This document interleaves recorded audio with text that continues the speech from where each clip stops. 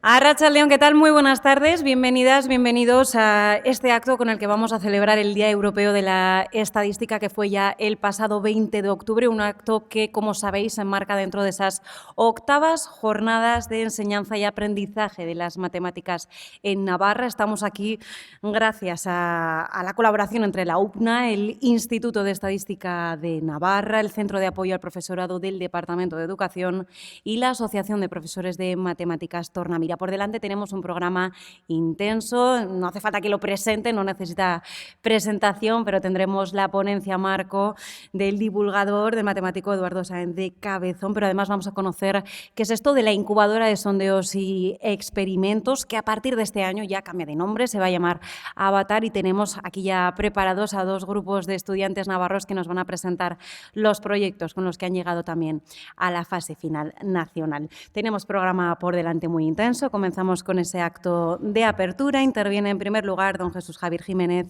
presidente de Tornamira, la Sociedad Navarra de Profesores de Matemáticas. Hola, buenas tardes a todos y bienvenidos a este impresionante local en esta presentación de las octavas Jornadas de Matemáticas de Navarra. En primer lugar, permitirme que dé las gracias al rector. Muchas gracias por una vez más abrirnos las puertas de esta casa que ya por octava vez pues, nos acogéis, ¿vale? Muchas gracias también, director del NASTAD, que gracias a vuestro empeño en celebrar el año de la estadística, el Día de la Estadística y bueno, digamos que este año ha sido especial esta inauguración porque gracias a su empeño van a intervenir chavales que, como bien ha dicho ella, de la incubadora de sondeos, habrá luego una charla y es algo original dentro de nuestras octavas jornadas. Por lo demás, también agradecer a todos los que han hecho posible estas jornadas, como son todos los profesores de Tornamira, Casio y Vicens Vives, que son dos editoriales y que nos han ayudado también a sacar adelante esto.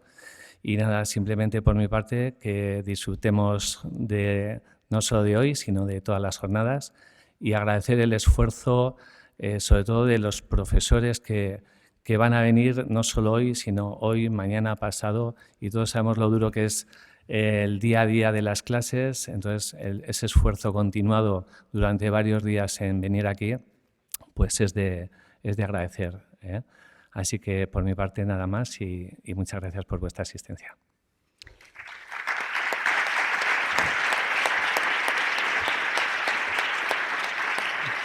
Y en segundo lugar toma la palabra don Pablo Cebrián Jiménez, director del Instituto de Estadística de Navarra. Arratsaldeon, buenas tardes. Bueno, como ha comentado, el Día de la Estadística Europeo se celebra el 20 de octubre cada año. Este año el 20 tocaba en domingo, con lo cual era un día un poco malo para hacerlo, con lo cual lo hemos llevado al 24 y además nos hacía coincidir con este acto de inauguración de las jornadas que entendíamos que era, pues, que era importante. El año que viene ya será el Día Mundial de la Estadística, que así lo determina Naciones Unidas en los años que acaban en 0 y 5, con lo cual, pues bueno, no creo que consigamos montar algo como esto, con una asistencia tan nutrida, pero bueno, intentaremos cada año a partir de ahora tener también una celebración que pueda coincidir con este día, porque bueno, también así nos están pidiendo desde distintos colectivos sociales, académicos, etcétera. Bueno, quería agradecer también, desde luego, a la UPNA por darnos este apoyo y habernos acogido aquí con esta sala tan estupenda y ayudado en la organización del acto, al Departamento de Educación, que nos apoya en todas estas actividades, al CAP, a Tornamira y también al equipo de NASTAD que ha colaborado en esta organización. Muy especialmente a todas las personas que habéis asistido y a todos los que van a participar en la jornada, a los dos equipos que van a intervenir, a las personas que intervendrán en la mesa redonda, a los grupos de profesores y profesoras secundaria y universidad que nos están apoyando en todo este camino y especialmente también a Eduardo, que no ha dado más que facilidades para poder venir. La estadística lo que trata es de cuantificar cualquier fenómeno de cualquier materia que podamos observar y de buscar patrones de comportamiento, sobre todo para la toma de decisiones. Y por esta necesidad de medir, la tenemos presente en cualquier actividad que tengamos, tanto al consultar un medio de comunicación, un evento deportivo que ya veis que está lleno de datos, de números, de estadísticas, o en la propia vida laboral. De ahí que creemos necesario que se extienda el conocimiento y el aprendizaje desde edades tempranas. Hace ya unos años empezamos a colaborar con ese grupo de profesores y profesoras y con el Departamento de Educación a formar lo que llamamos un proyecto que era el fomento de la estadística en el ámbito educativo, que tenía varias acciones. Entre ellas era dotar de material al profesorado, que está ya materializado en la web de Nasdaq, que se presentó hace un año en estos mismos locales, en la sala de Alau. El impulsar acciones que refuercen la importancia curricular de la estadística para que no sea esa materia que se queda al final del programa de matemáticas, sino que vaya adquiriendo una importancia mayor. Y también el fomentar los concursos, como el de la incubadora, como un medio para hacer participar al alumnado. Y yo estoy seguro de que esas intervenciones que vais a escuchar se van a reforzar en esa línea de la necesidad de disponer de conocimientos estadísticos y que, por lo tanto, de fomentar el aprendizaje y que si desde luego, se puede hacer de una forma más práctica implicando al alumnado, pues tanto mejor. Bueno, confío en que las intervenciones sean de vuestro interés. Gracias, eskerrik asko.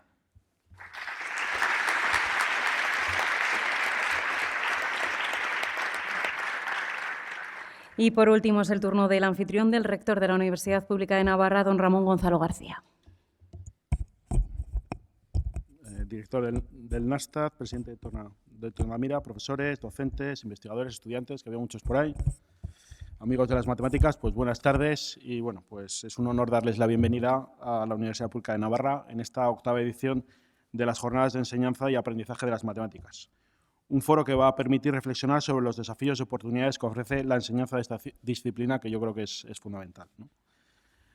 Hoy es un día, además, particularmente especial, no solo por la relevancia de estas jornadas, sino porque tenemos el privilegio de contar en la charla inaugural con Eduardo Sáez de Cabezón, ¿vale? Al cual pues es un gran matemático y, sobre todo, es un excelente divulgador, ¿no? Que yo creo que conocemos y que nos permite, ¿no?, acercar las matemáticas al día a día, ¿no?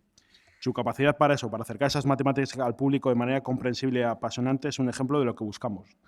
Que las matemáticas sean vistas no solo como una ciencia exacta, sino como una fuente de inspiración, de creatividad y de resolución de problemas. Estoy seguro de que su intervención nos ofrecerá nuevas formas de entender y transmitir el valor de las matemáticas. Como bien sabemos, las matemáticas están presentes en todas partes, desde las tareas cotidianas hasta las grandes decisiones que moldean nuestro futuro. No podemos hablar de avances tecnológicos, desarrollo económico o innovación sin reconocer el papel fundamental que juegan las matemáticas y la estadística. En un mundo cada vez más dominado por análisis de datos, es crucial formar a nuestros jóvenes para que vean en estas disciplinas una herramienta indispensable para interpretar y transformar la realidad.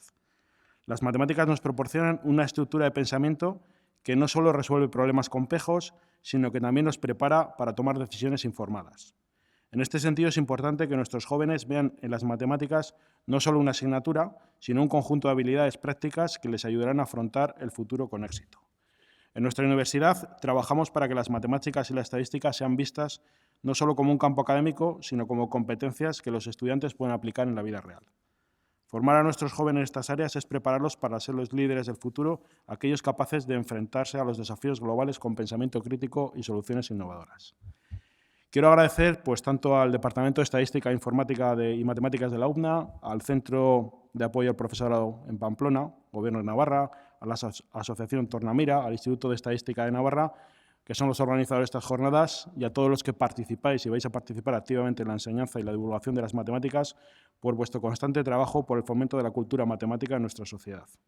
Estoy seguro de que las charlas, talleres y debates que se van a vivir en estas jornadas serán una fuente de inspiración para todos y proporcionarán nuevas herramientas y enfoques para mejorar la enseñanza de las matemáticas en todos los niveles educativos.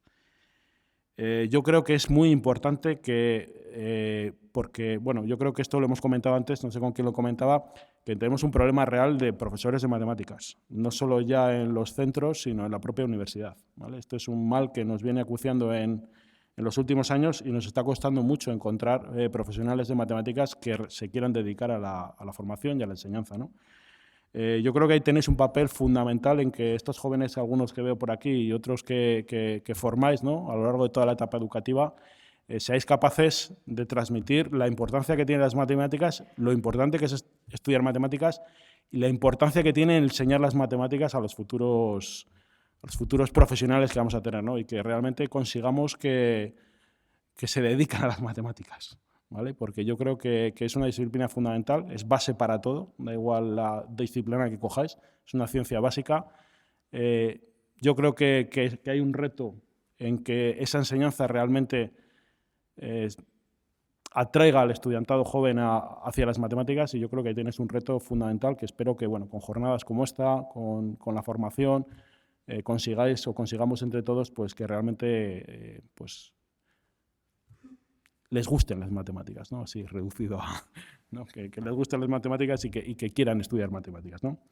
Así que para acabar, pues desearos unas buenas jornadas, intercambio de información y sobre todo de colaboración, que yo creo que es lo más importante. Muchas gracias a todos.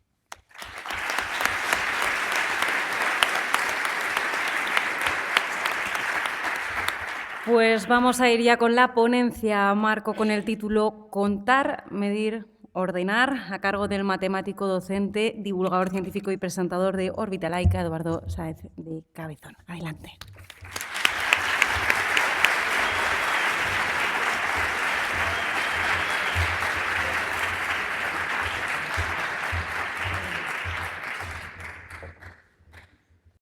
Hola, ¿qué tal? Bueno, buenas tardes.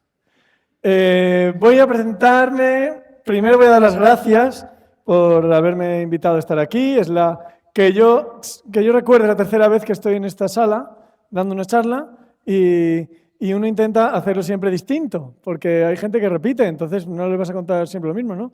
Entonces, esto es una charla diferente y que tiene que ver con el Día Europeo de la Estadística y con las jornadas pues, que nos reúnen aquí, ¿no?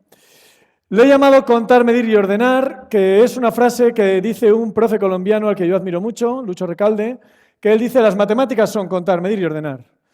Lo complicado que quieras, lo sofisticado que quieras, pero es contar, medir y ordenar. Hay quien dice que también codificar, vale, lo puedo mirar por aquí. Y es posible que además las fronteras entre qué es contar, qué es medir y qué es ordenar no sean siempre claras. Pero bueno, a mí me parece una bonita aproximación a definir las cosas básicas que son matemáticas y a partir de las cuales construimos, ¿no? Y luego le he puesto un subtítulo: Fantasía en 6 actos, vamos a tener 6 actos aquí, y un prólogo a modo de disculpa. Entonces empiezo con el prólogo. Vamos a ver. Prólogo: las aventuras y desventuras del triste caballero desorientado, que soy yo, y unos prisioneros que están a punto de perder la cabeza. Vamos a ver qué es eso. ¿Por qué digo lo del caballero desorientado? Vamos a ver, yo no soy estadístico, ni soy docente de secundaria. ¿Qué hago yo aquí? O sea, en serio, digo, ¿qué os puedo contar que no sepáis? Si de docencia a las matemáticas sabéis más vosotros que yo, mucho más, de cómo se enseñan matemáticas. De estadística, probablemente mucho más. Yo estudié la estadística de la carrera, como casi todo el mundo aquí. En mi carrera como matemático, en mi carrera de investigación, pues escribí 2 artículos de estadística, es verdad, 2 artículos de estadística algebraica, utilicé bases de Gröbner para hacer diseño de experimentos. Muy bien, 2 veces, hace igual 8 o 10 años de eso. Pero en esos artículos, que son artículos de esta parte de estadística algebraica, yo era el que hacía el álgebra. El que hacía la estadística era pues, un inglés, Henry Wynne, que es un estadístico buenísimo. Quiero decir que yo no sé estadística. O sea, sé la estadística, pues la que sabemos todos de la carrera, pero más allá que eso, ¿qué os voy a contar? ¿Qué casos voy a poner? ¿Qué ejemplos voy a contaros para iluminar las bondades de las... si sabéis vosotros más que yo? Entonces, cuando a mí me llamaron para esta charla, intenté evadirme con estos argumentos. Y no fue posible. O sea, me insistieron: no, casi Eduardo, seguro que tienes algo... Bueno, pues vamos a intentarlo. Yo lo voy a intentar. Es verdad, y comparto lo que se ha dicho en la mesa antes, y es algo que yo he dicho muchas veces en muchos foros distintos. A mí me entrevistan muchas veces, y no sé por qué, pero me entrevistan muchísimas veces, hablo en muchos lugares, hay gente, no sé, me imagino que yo sé más o menos como vosotros, como vosotras. Lo que pasa es que como yo salgo en la tele, pues me escuchan. Pero básicamente sabemos más o menos igual. Y es una cosa que he dicho muchísimas veces. Yo creo, y luego supongo que a lo mejor a lo largo de estas jornadas lo habláis, yo creo que se debería enseñar más estadística en el instituto, mucha más. Creo que se debería enseñar más y creo que se debería enseñar más en la universidad y quitar alguna otra cosa. Y quizá uno dice, bueno, sí, claro, lo dices ahora porque es el día de la estadística, es el día que sea el día de las matrices, pues dirás, hay que enseñar más matrices. Pues no, y yo soy de álgebra. Entiendo que no. Y entiendo que, y lo digo por qué, porque luego la mayoría de la gente que trabaja en ciencia, no matemática, que trabaja en ciencia, hace estadística casi todo el rato. Hacen experimentos, diseñan experimentos, hacen experimentos y luego tratan de sacar conclusiones de esos experimentos. Y bueno, ¿qué os voy a contar? Vosotros, vosotras, que muchos habréis estudiado matemáticas, yo os dedicáis a la docencia, estáis en el mundo de la educación. Yo di clase en un máster de educación y tengo acceso a mucha de la investigación que se hace en educación y me vais a perdonar. Pero muchas veces hay estadísticas que no hay por dónde cogerlas. Que no hay por dónde cogerlas. Que uno, a nada que tenga un mínimo de rigor, dices, pero esta gente, ¿por qué no sabe más estadística? ¿Y por qué no la aplica bien? ¿O por qué no habla con alguien que sepa estadística? ¿No? En educación, pero también será en otras disciplinas científicas. Entonces, a mí me parece que gran parte, y en torno a mi culpa también, me parece que gran parte de la investigación que se hace en muchas ramas científicas está mal. Es que la estadística está mal. En muchas ocasiones. Hay otras que no, y hay muchas cosas serias. Entonces, a mí me parece un mal endémico, a mí me parece una cosa seria. Me parece que se debería dar más estadística en la secundaria. Y además, esto que dicen muchas veces, no, las matemáticas sirven para todo, están en la vida cotidiana.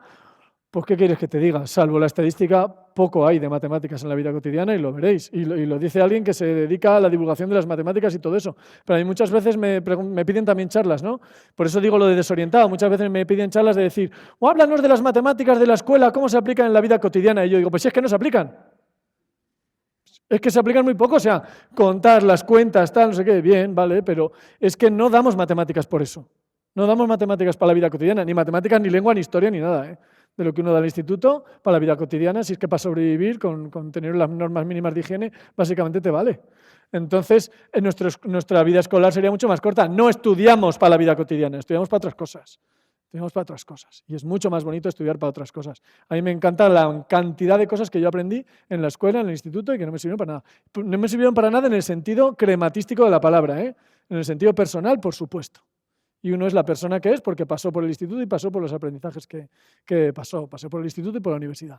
Entonces, bueno, pues yo no soy estadístico ni docente en secundaria y, sin embargo, aquí estoy hablando. Y, bueno, espero poder contaros algo interesante. La segunda cosa en la que estoy despistado es, ¿las estadísticas son matemáticas? Esto, yo tengo opinión sobre eso, pero he oído a veces discusiones sobre esto. Y como en casi todas las discusiones artificiales, la gente se pone muy bruta, ¿no? No, las estadísticas no son matemáticas, las estadísticas no sé qué. Hombre, si las matemáticas son contar, medir y ordenar, ya me dirás tú qué hace la estadística. Contar, medir y ordenar. Es verdad que dices, bueno, desarrollos matemáticos, teóricos, así, bueno, también. Hay estadística matemática y hay gente que hace desarrollos matemáticos. Lo que yo hice en mis artículos con Henry y con Hugo, otro matemático mexicano, son desarrollos teóricos. Y entonces, cuando tú vas a la definición de estadística, la gente dice, muchas veces, la podéis ver, por ejemplo, en la Wikipedia, ¿no? Que es como la enciclopedia así universal ahora mismo. Te dice, estadística, rama de la matemática aplicada. ¿Qué es matemática aplicada con respecto a lo que no es aplicado? ¿No? Entonces yo aquí también me meto en esos jardines, me meto en estas zambras a discutir muchas veces y a mí me gusta hablar de matemática abstracta, de matemática aplicable y matemática aplicada. No me gusta la palabra pura porque tiene un rollo como moral, ¿sabes? Tiene un rollo así como los matemáticos puros, pues es como los buenos, ¿no? Los elfos de entre los matemáticos son los que hacen matemática pura, no sé. No sé, está muy bien y a mí me encanta y es lo que hago, me fascina. Pero, y luego está la gente de matemática aplicada y la gente de matemática aplicable. La matemática aplicada que se hace en las universidades, por lo menos en las que yo tengo acceso, la inmensa mayoría, no digo toda, pero mucha de la gran parte de la matemática aplicada que se hace en las universidades es matemática aplicable, porque es matemática que parte de un desarrollo matemático y que encontrará o no aplicación, pero que podría aplicarse directamente. Básicamente podría aplicarse directamente, por ejemplo, esos trabajos que yo hice con Henry o con Hugo u otros que hago en fiabilidad algebraica o en otras cosas, es aplicable. ¿Aplicada? ¿Qué entiendo yo por matemática aplicada? Cuando el origen del problema viene de fuera. Cuando hay alguien que te dice, tengo este problema, soluciónamelo con matemáticas. Entonces sí. Traigo las matemáticas o invento matemáticas nuevas. Hay mucho desarrollo en matemática aplicada que se hace ahí, ¿no? Entonces, yo entiendo que mucha de la estadística que desarrollamos es estadística aplicable y tal. Pero la inmensa mayoría de la estadística, yo entiendo que es estadística aplicada, que pues, vienes de un problema y lo estudias con las técnicas estadísticas que tienes a la mano, ¿no? Y hay muchas sutilezas, ahora hablaremos un poco de sutilezas. Entonces voy a tratar de contar cosas en las que los mecanismos mentales o de acercamiento a la realidad que utiliza la estadística son los mismos, pero sin estadística. Voy a intentar hacer eso. Entonces, lo primero que voy a poner es esto de los que van a perder la cabeza. Este es un problema que seguramente muchos conocéis. Es un enigma que mucha gente conocéis. Muchas veces yo en los institutos y en los coles juego a esto con los chavales, ¿no? Con las chavalas. ¿Por qué? Porque tiene que ver con cómo desde las matemáticas accedemos a la información y cómo gestionamos la información en matemáticas. Estos son 4 presos, digamos, son muy cutres los dibujos, son 4 presos que están detenidos en una cárcel muy mala, el preso es muy malo. Podríamos poner cualquier número par, distinto de 0, 6, 8, 10, 12, los que sean. Entonces, la mitad de ellos llevan un gorro negro y la otra mitad llevan un gorro blanco. Eso que está ahí es un ejemplo, ¿vale? La mitad lleva un gorro y no sabemos quién lleva blanco. Ellos no saben quién lleva un gorro blanco y un gorro negro. Encima, todos menos uno de ellos están a un lado del muro y el otro está aquí, a este otro lado del muro. Se ve, ¿no? ¿Se ve lo rojillo? Sí, ¿no? Vale. Entonces, claro, tenemos al carcelero. El carcelero es mala persona y cruel. Entonces, iba a decir como todos los carceleros de los cuentos. Entonces, este carcelero, que es muy malo y muy cruel, les ha dicho: os doy una oportunidad de salvar la vida. Solamente voy a escuchar una palabra de todo lo que digáis. Y esa palabra tiene que ser el color del sombrero de la persona que pronuncie esa palabra. Entonces, si la persona que pronuncia la primera palabra dice el color de su sombrero, ellos no saben cómo es su sombrero, no lo saben, no pueden mirar. Así no pueden mirar, ellos no saben. Si la persona que hable primero dice el color de su sombrero, se salvan todos. Si dice cualquier otra cosa, mueren todos. Si dicen, oye, perdón, mueren todos. Es que el profe no, mueren todos. La primera, ¿qué tenemos que decir? Mueren. La primera palabra que tiene que pronunciarse es el color del sombrero que uno lleva. Entonces, uno dice, les pregunto a los chavales, ¿qué probabilidades tienen de salvarse? ¿Qué posibilidades tienen de salvarse? ¿Hay más del 50%? ¿Hay menos del 50%? ¿No se pueden salvar? ¿Se salvan seguro? La respuesta, seguramente la sabéis, es se salvan seguro. Esta gente se salva seguro. ¿Por qué? ¿Por qué? Vamos a ver, este mozo, ¿veis bien los del otro lado, los rojillos también? Ya, claro, pero esto, no me digas que se ven los dos. No. Pues,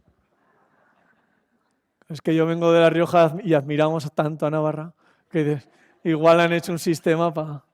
Son mucho listos. Bueno, claro, si habla este no tiene ninguna información. Este dirá blanco o negro, yo qué sé. ¿Qué probabilidades tiene de acertar? Pues un 50%, porque la mitad de los gorros son blancos y la mitad son negros, eso lo sabemos. Claro, ¿y los demás? ¿Este qué información tiene? Pues nada tampoco. Este pobre, pues solo ve al de adelante. Y este ve a los dos de adelante solo y no ve ni el suyo ni este. ¿Ese puede resolver el problema? ¿Puede decir la respuesta correcta? Pues hombre, si ve 2 gorros negros y sabe que de los 4 hay 2 negros y 2 blancos, pues si ve 2 gorros negros dirá blanco y se salvan. Coño, por ahí sí no. ¿Y si pasa como hay? Que solo ve uno blanco y uno negro. Entonces, ¿qué dice? No puede saber si su gorro es blanco o negro. ¿Me entiende todo el mundo, verdad? Que levante la mano quien se sepa la respuesta de esto. Pensaba yo que lo sabía todo el mundo. Y pues esto es muy guay, para clase mola mucho esto. Entonces, claro, el de atrás, ¿qué dice? Claro, se calla. Y entonces, ¿dónde está la clave? En el de en medio. El de en medio dice, si el de atrás se calla, ¿por qué se está callando? Si el de atrás viera 2 gorros iguales, diría el gorro, diría el color. El de atrás no está viendo 2 gorros iguales, está viendo 2 gorros distintos. O sea, uno de nosotros lo tiene negro y el otro lo tiene blanco. ¿Yo qué veo? Blanco. Entonces el segundo dice, negro. Y se salvan todos. ¿Sí? ¿Lo veis? Entonces, esa información que este tiene está de alguna forma oculta. No es obvia que él tiene toda la información, porque no la tiene solo él, la tienen entre dos. Está repartida entre los dos últimos. Entonces, muchas veces ocurre esto, ¿no? En las matemáticas, y las matemáticas nos van a explicar, nos van a ayudar a esto, ¿no? Muchas veces vamos a tener un problema, vamos a tener una situación en que la información no es obvia, pero si unimos las distintas piezas de información, entonces la información se hace evidente y las posibilidades que tiene este grupo son del 100%, porque o contesta el último o contesta el anterior. Entonces, digamos que cuando yo hablo a chavalas ahí en los coles y en los institutos, muchas veces les digo, mirad, yo no soy quien para venderos las matemáticas ni nada de eso. Es obvio las aplicaciones que tienen las matemáticas, es obvio. Pero hay como un mantra, de alguna forma, sí, una especie de lección que tenemos interiorizada los matemáticos, que es decir, si entiendes matemáticamente una solución, tienes ventaja. Seguro. Por eso utilizamos matemáticas al hacer ciencia, por eso utilizamos matemáticas al hacer tecnología, etc. Entonces, ¿qué significa entender matemáticamente una situación? ¿Tener los datos suficientes? No solo eso. Vamos a ver que no basta con tener los datos solamente. Y hay veces que mucha gente pensamos que si tú tienes todos los datos y tienes las herramientas matemáticas, pues ya está, echas a correr la máquina y tira. No solo. Hay muchas veces que hay que descubrir dónde está la información, la que parece que falta y la que parece que no falta, ¿no? Porque aquí muchos chavales me dicen muchas veces, falta información, profe. ¿Hay falta información? No falta. Esto lo saben seguro. Vale, paso para adelante. Primer capítulo. El curioso enigma de la protagonista oculta. Esto viene de una asignatura en la que yo estoy profe, de un máster de ciencia de datos, y entonces les hago un ejercicio a los estudiantes que es, les di, esto fue hace 3 años o así, les di un PDF todo el mundo sabe lo que es, ¿no? Es un archivo de estos, un PDF, vaya, que pone PD y F. Y entonces les di un PDF con El burlador de Sevilla, que es una obra de teatro. Me lo bajé de una biblioteca que hay pública, porque eso ya no tiene derechos, porque hace más de 75 años que se ha muerto Tirso de Molina, que es el que escribió esto, se supone. Entonces, les di el PDF del burlador de Sevilla.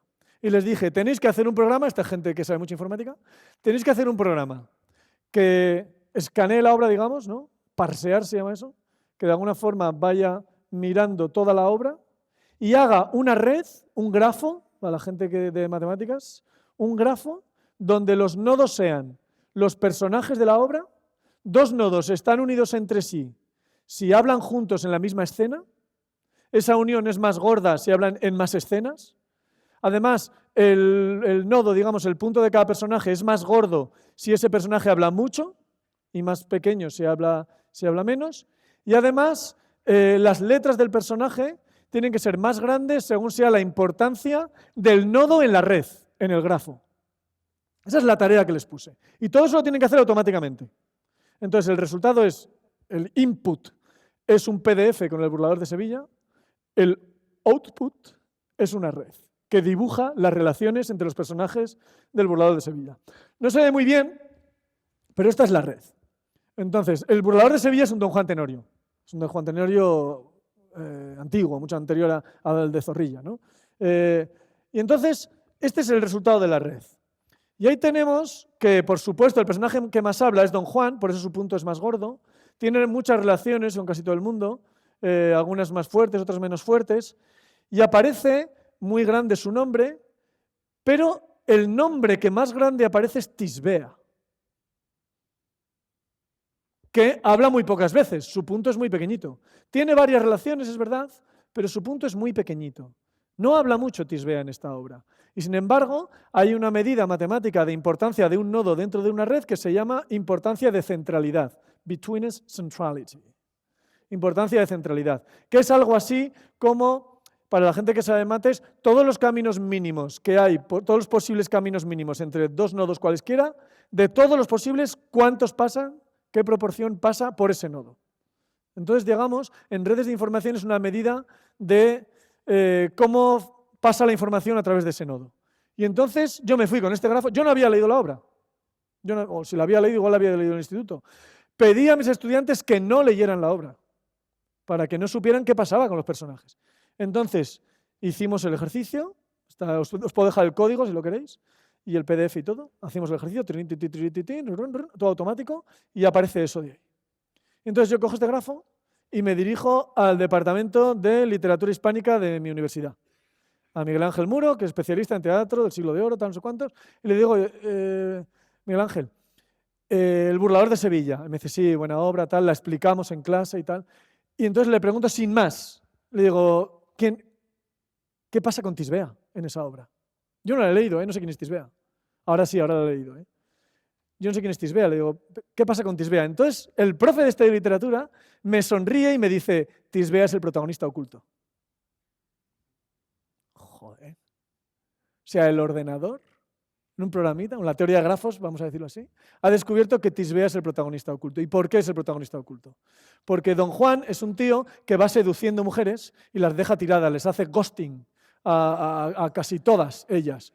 Y no solo ghosting, sino que además, como son nobles, pues las deja chunguísimas para luego casarse, porque esta gente tenía unas costumbres entonces que la que había estado ya con uno, tal, no sé qué, movidas del heteropatriarcado. Total, que esas mujeres pues ya estaban pues marcadas de alguna forma, ¿no? Entonces, todas estas mujeres a las que se ligaba Don Juan y les hacía ghosting, pues luego ellas no decían nada, porque claro, les iba muy en contra, salvo Tisbea. Tisbea es una pescadora. Entonces, Tisbea no es noble. Tisbea no tiene ese afán por su reputación y no sé qué movidas. Entonces, Tisbea es la que cuenta lo que está haciendo Don Juan. Y es la que desencadena toda la trama y es la que hace posible que a Don Juan se le juzgue y tal. Efectivamente, es el personaje por el que pasa la información. Entonces, esto es esencialmente lo que hacemos con estadística, pero no solo con estadística, con otras herramientas matemáticas. Tomar los datos, ver qué relaciones hay entre ellos y descubrir relaciones entre los datos que a primera vista no las tenemos. Porque si yo miro por cuántas veces... Tengo que comprender de alguna forma el texto para darme cuenta de quién es Tisbea. Tengo que ser un profesor de literatura para darme cuenta de que Tisbea es un protagonista oculto. Puedo ser un profesor de literatura o un programa chusco de ordenador. Claro, pero yo no entendía por qué. ¿Sí? Esto se hace mucho y ahí en estadística se utiliza mucho visualización de datos y todo este tipo de cosas para ver información. Me pongo ahí el reloj para no separarme tiempo. Esto lo hicimos también, esta diapositiva, gente que haya visto charlas mías la ha visto muchas veces. Esto es algo parecido, también es un grafo en un partido de fútbol. Entonces simplemente, aquí no lo traigo para nada, aquí se trataba de analizar quién es el jugador más importante de un equipo y también se midió con Between Centrality, con esta medida de importancia. Pero lo que traigo aquí, a lo que traigo este grafo, es que no sé si es una medida estadística o no sé si es una medida matemática o no, pero los entrenadores de fútbol que ahora manejan este tipo de grafos se hacen con pases. Las flechas significan pases entre un jugador a otro, una flecha más gorda significa que ese jugador pasa mucho al otro y una flecha más oscura significa el porcentaje de éxito que tienen los pases, ¿no? Entonces, negra y gorda significa que se pasan mucho los pases y se pasan muchas veces y además tienen éxito. Gorda porque hay muchos pases y oscura porque tienen éxito. Una finita y clara significa que no se pasan muchas veces y además muchos no tienen éxito, ¿no? Por ejemplo, entre los delanteros las flechas son muy finitas y muy claritas porque los pases entre delanteros muchas veces los corta el portero o van fuera porque están a toda velocidad en un remate o movidas así, ¿no? Y las flechas entre los defensas y tal son más oscuras. Esta es la final del Campeonato del Mundo del año 2010. Si los entrenadores tienen este grafo hecho, que esto se hace, hay gente que trabaja en hacer estas cosas, en contar los pases y todo eso, si el entrenador tiene eso, el entrenador de España, que es el equipo azul, sabe que Holanda saca el balón por la izquierda. Solamente viendo esto, o sea, no me hace falta ver 200.000 partidos. Alguien que me dé el grafo de pases me dice, mira, Holanda pasa el balón por la izquierda, vamos a presionar al 4. Porque si presionamos al 4, el portero va a tener que salir por el 3 y por lo que sea tiene menos confianza en el 3. Entonces ya Holanda sale cojeando con el balón. ¿Sí? ¿Se entiende? Entonces eso es cuantificar, eso es medir, eso es contar pases, es medir y me sirve para tener ventaja en un juego, digamos, tan poco matemático como es el fútbol, pese a todo lo que se utilizan matemáticas y otras técnicas, estadística y otras técnicas matemáticas en el fútbol. Siguiente capítulo, 2. De cómo la encuesta miente descaradamente y un doloroso apunte acerca de que todo el mundo folla más que tú. Claro, eso a los matemáticos, ¿qué os voy a decir? Obvio. Pero bueno, esto lo digo también para la gente que no es matemática. Bueno, los profes yo creo que soy más promiscuos en ese sentido. Bueno, da igual. ¿Cómo la encuesta aumenta escaladamente? Voy a poner otro gráfico que he puesto muchas veces en charlas, pero no lo voy a poner por el mismo motivo que lo pongo en otras charlas, sino por la metodología como obtenemos la información. Claro, la estadística, estos dos grafos, se produce un fenómeno que es lo que se llama un espejismo de mayoría. Luego os contaré qué es eso para la gente que no lo sepa. Claro, la estadística descriptiva, ¿qué hace? Pues tiene todos los datos de la población y lo que te dice es cómo es esa población. Te da una descripción de esa población, ¿no? De la información que hay en esa población. Tú tienes todos los datos y tal. No tienes que inferir nada, no tienes que extrapolar, no tienes que... No, tú tienes todos los datos sobre esa población y vale, pero ¿basta con tener todos los datos de una población? Yo lo que digo es hay que pensar, no basta fuerza bruta, no basta solo. Entonces imaginaos que aquí tengo una red, cojo esta red de la izquierda, de vuestra izquierda, y ahí hay dos opiniones, es una red social y hay dos opiniones, blanco y rojo. Y yo quiero saber cuál es la opinión mayoritaria en esta red, esa es mi pregunta. Claro, nosotros desde fuera lo vemos todo, vemos que hay 11 nodos blancos y 3 rojos, pues la opinión mayoritaria es blanco, ¿vale? Pero yo no tengo esos métodos, yo no puedo ver desde fuera. ¿Mis métodos cuáles son? Una encuesta. Puedo hacer una encuesta. Y en esa encuesta, los encuestados no tienen la información sobre su propia ideología o no la quieren decir, pero me van a decir cuál es la de sus vecinos. ¿Sí? De todos modos, tengo todos los datos, porque todo el mundo en esta red es vecino de alguien. Incluso el matemático este que solo tiene un amigo es vecino de alguien. Todos son vecinos de alguien. Es decir, yo voy a tener la información de todos los nodos. Entonces voy a hacer la encuesta. Oye, tú, el nodo de aquí arriba, ¿aquí qué se opina? Pues mira, mis vecinos opinan blanco, blanco, blanco, blanco, blanco. Entonces yo en mi agenda de encuestador digo, primer individuo, ¿qué observa? Blanco. Segundo individuo, el de al lado. ¿Tú qué observas? Mira, mis amigos opinan blanco y blanco. Segundo individuo, blanco. Tercer individuo, ¿qué observas? Observo blanco y blanco, lo mismo. Este de aquí, ¿qué observas? Yo qué sé, este de aquí, ¿qué observas? Blanco, blanco, rojo. La mayoría es blanco. Entonces, hacemos la encuesta, yo tomo la anotación de cada uno de los encuestados y todos los encuestados me dicen que la opinión mayoritaria en este pueblo es blanco, como es obvio, porque es que son 11 y 3. Vale, hagamos la encuesta en el otro. Oye, ¿qué se dice aquí? En este pueblo, ¿cuál es la opinión? Pues a ver, mis vecinos dicen rojo, rojo. Rojo. Entonces me apunto, rojo. ¿Tú qué? Pues mira, mis vecinos dicen rojo, rojo. Rojo. Muy bien. ¿Tú el de arriba qué? Pues mira, mis vecinos dicen rojo, blanco, rojo, rojo. La mayoría rojo. Si hacemos ese método de la encuesta, encuestamos a todos qué opinan sus amigos, la mayoría de la gente ve que la mayoría de la red opina rojo. Y tengo los datos de todos, ¿eh? Y el método es totalmente validado por la Agencia Estadística Navarra y todo. ¿Qué pasa? No tengo todos los datos, me falta un dato, que es que las redes de amistad, estas redes de amistad, las redes de relaciones, las redes de citas, etcétera, siguen una ley que se llama ley de potencias. Y entonces todo este tipo de cosas de mayorías, medias y tal, hay que tener muchísimo cuidado de cómo analizamos los resultados. Tiene que ver con lo que os digo de que todo el mundo folla más que vosotros. ¿Qué quiere decir eso? Se llama, lo digo así con la palabra con F por hacer risa, pero eso en matemáticas se llama la paradoja de la amistad, que dice la mayoría de tus amigos, o sea, la media, tus amigos en media tienen más amigos que tú. En media, los amigos de la gente tienen más amigos que la propia gente. Pero eso, ¿cómo puede ser si somos la misma red? Aquí tenemos esta cosa que se hace en los coles muchas veces, que es esto, ¿cómo se llama? El sociograma, ¿no? Tipo sociograma, pero puesto en un grafo, ¿no? En una red. Y aquí los nodos tienen el tamaño, esta es la pregunta que se le dice a los niños. Dime a 2 personas de la clase con quien te gustaría sentarte. Entonces, los niños dicen eso y entonces luego pintamos en un diagrama, aquí tenemos todos los niños de la clase y el color más claro significa que les han elegido más veces y el tamaño del nodo significa que les han elegido más veces. A este le han elegido muchos niños. A este pobre, pues no ha elegido nadie. Y a este tampoco, hay unos cuantos que no los elige nadie. Pero hay algunos que los eligen así. Entonces, la mayoría de niños la gente a los que ellos han elegido, la mayoría de sus amigos han tenido más elecciones que ellos. Que es como paradójico. ¿Cómo puede ser que todo el mundo tenga más elecciones que yo? Soy el pringao de la clase.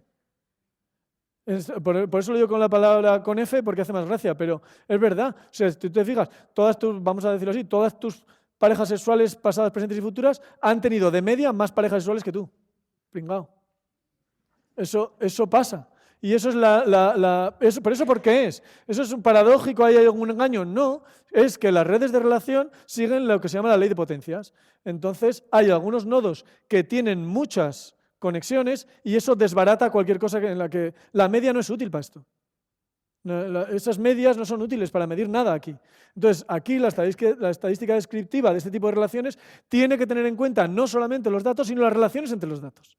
Tiene que tener en cuenta cuál es la distribución de esos datos, etc., ¿no? De nada me sirve decir una verdad obvia que es yo tengo más ojos que la media de la población. Es así. Pero la media en este caso no dice nada. Porque claro, gente con 3 y 4 ojos casi no hay. Y sin embargo, gente con 1 o ninguno hay. Entonces, si hacemos la media del número de ojos que tiene la población española, yo tengo más que la media, porque la media es 1 y pico. Yo tengo 2. Entonces, ¿ese dato sirve de algo? No, de nada. Es muy obvio que ese dato no sirve de nada, no es tan obvio que el dato del sueldo medio no sirve de nada. Y sin embargo, tiene mucha relación, ¿no? Entonces, aquí voy con que la metodología y cómo es nuestra relación con los datos, pues tiene mucho que ver, tiene mucho que decir en qué información sacamos de los datos. Hay que pensar lo que estamos haciendo, ¿no? No solamente vale con tener las herramientas. Tercer capítulo, de cómo salvar a los perros y gatos de Springfield, Ohio. El día 7 de noviembre hay elecciones en Estados Unidos. Y el zumbao de Donald Trump, que se presenta, dijo en el debate presidencial, yo no sé si tenéis tiempo que perder. Yo no, y aún así pierdo tiempo. Y una de mis pérdidas de tiempo favoritas hoy día es seguir la campaña de Estados Unidos en TikTok. Es gloria. Es gloria seguir eso en TikTok.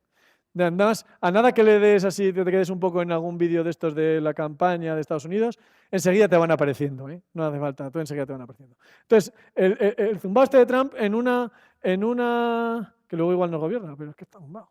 En el debate presidencial dijo que los inmigrantes haitianos en el pueblo de Springfield, Ohio, van comiéndose los perros, los gatos y las mascotas de la gente. Encima lo dijo con un tonito medio musical que le han hecho una canción muy guay. Buscadlo por ahí, hay una canción muy guay sobre ese tema.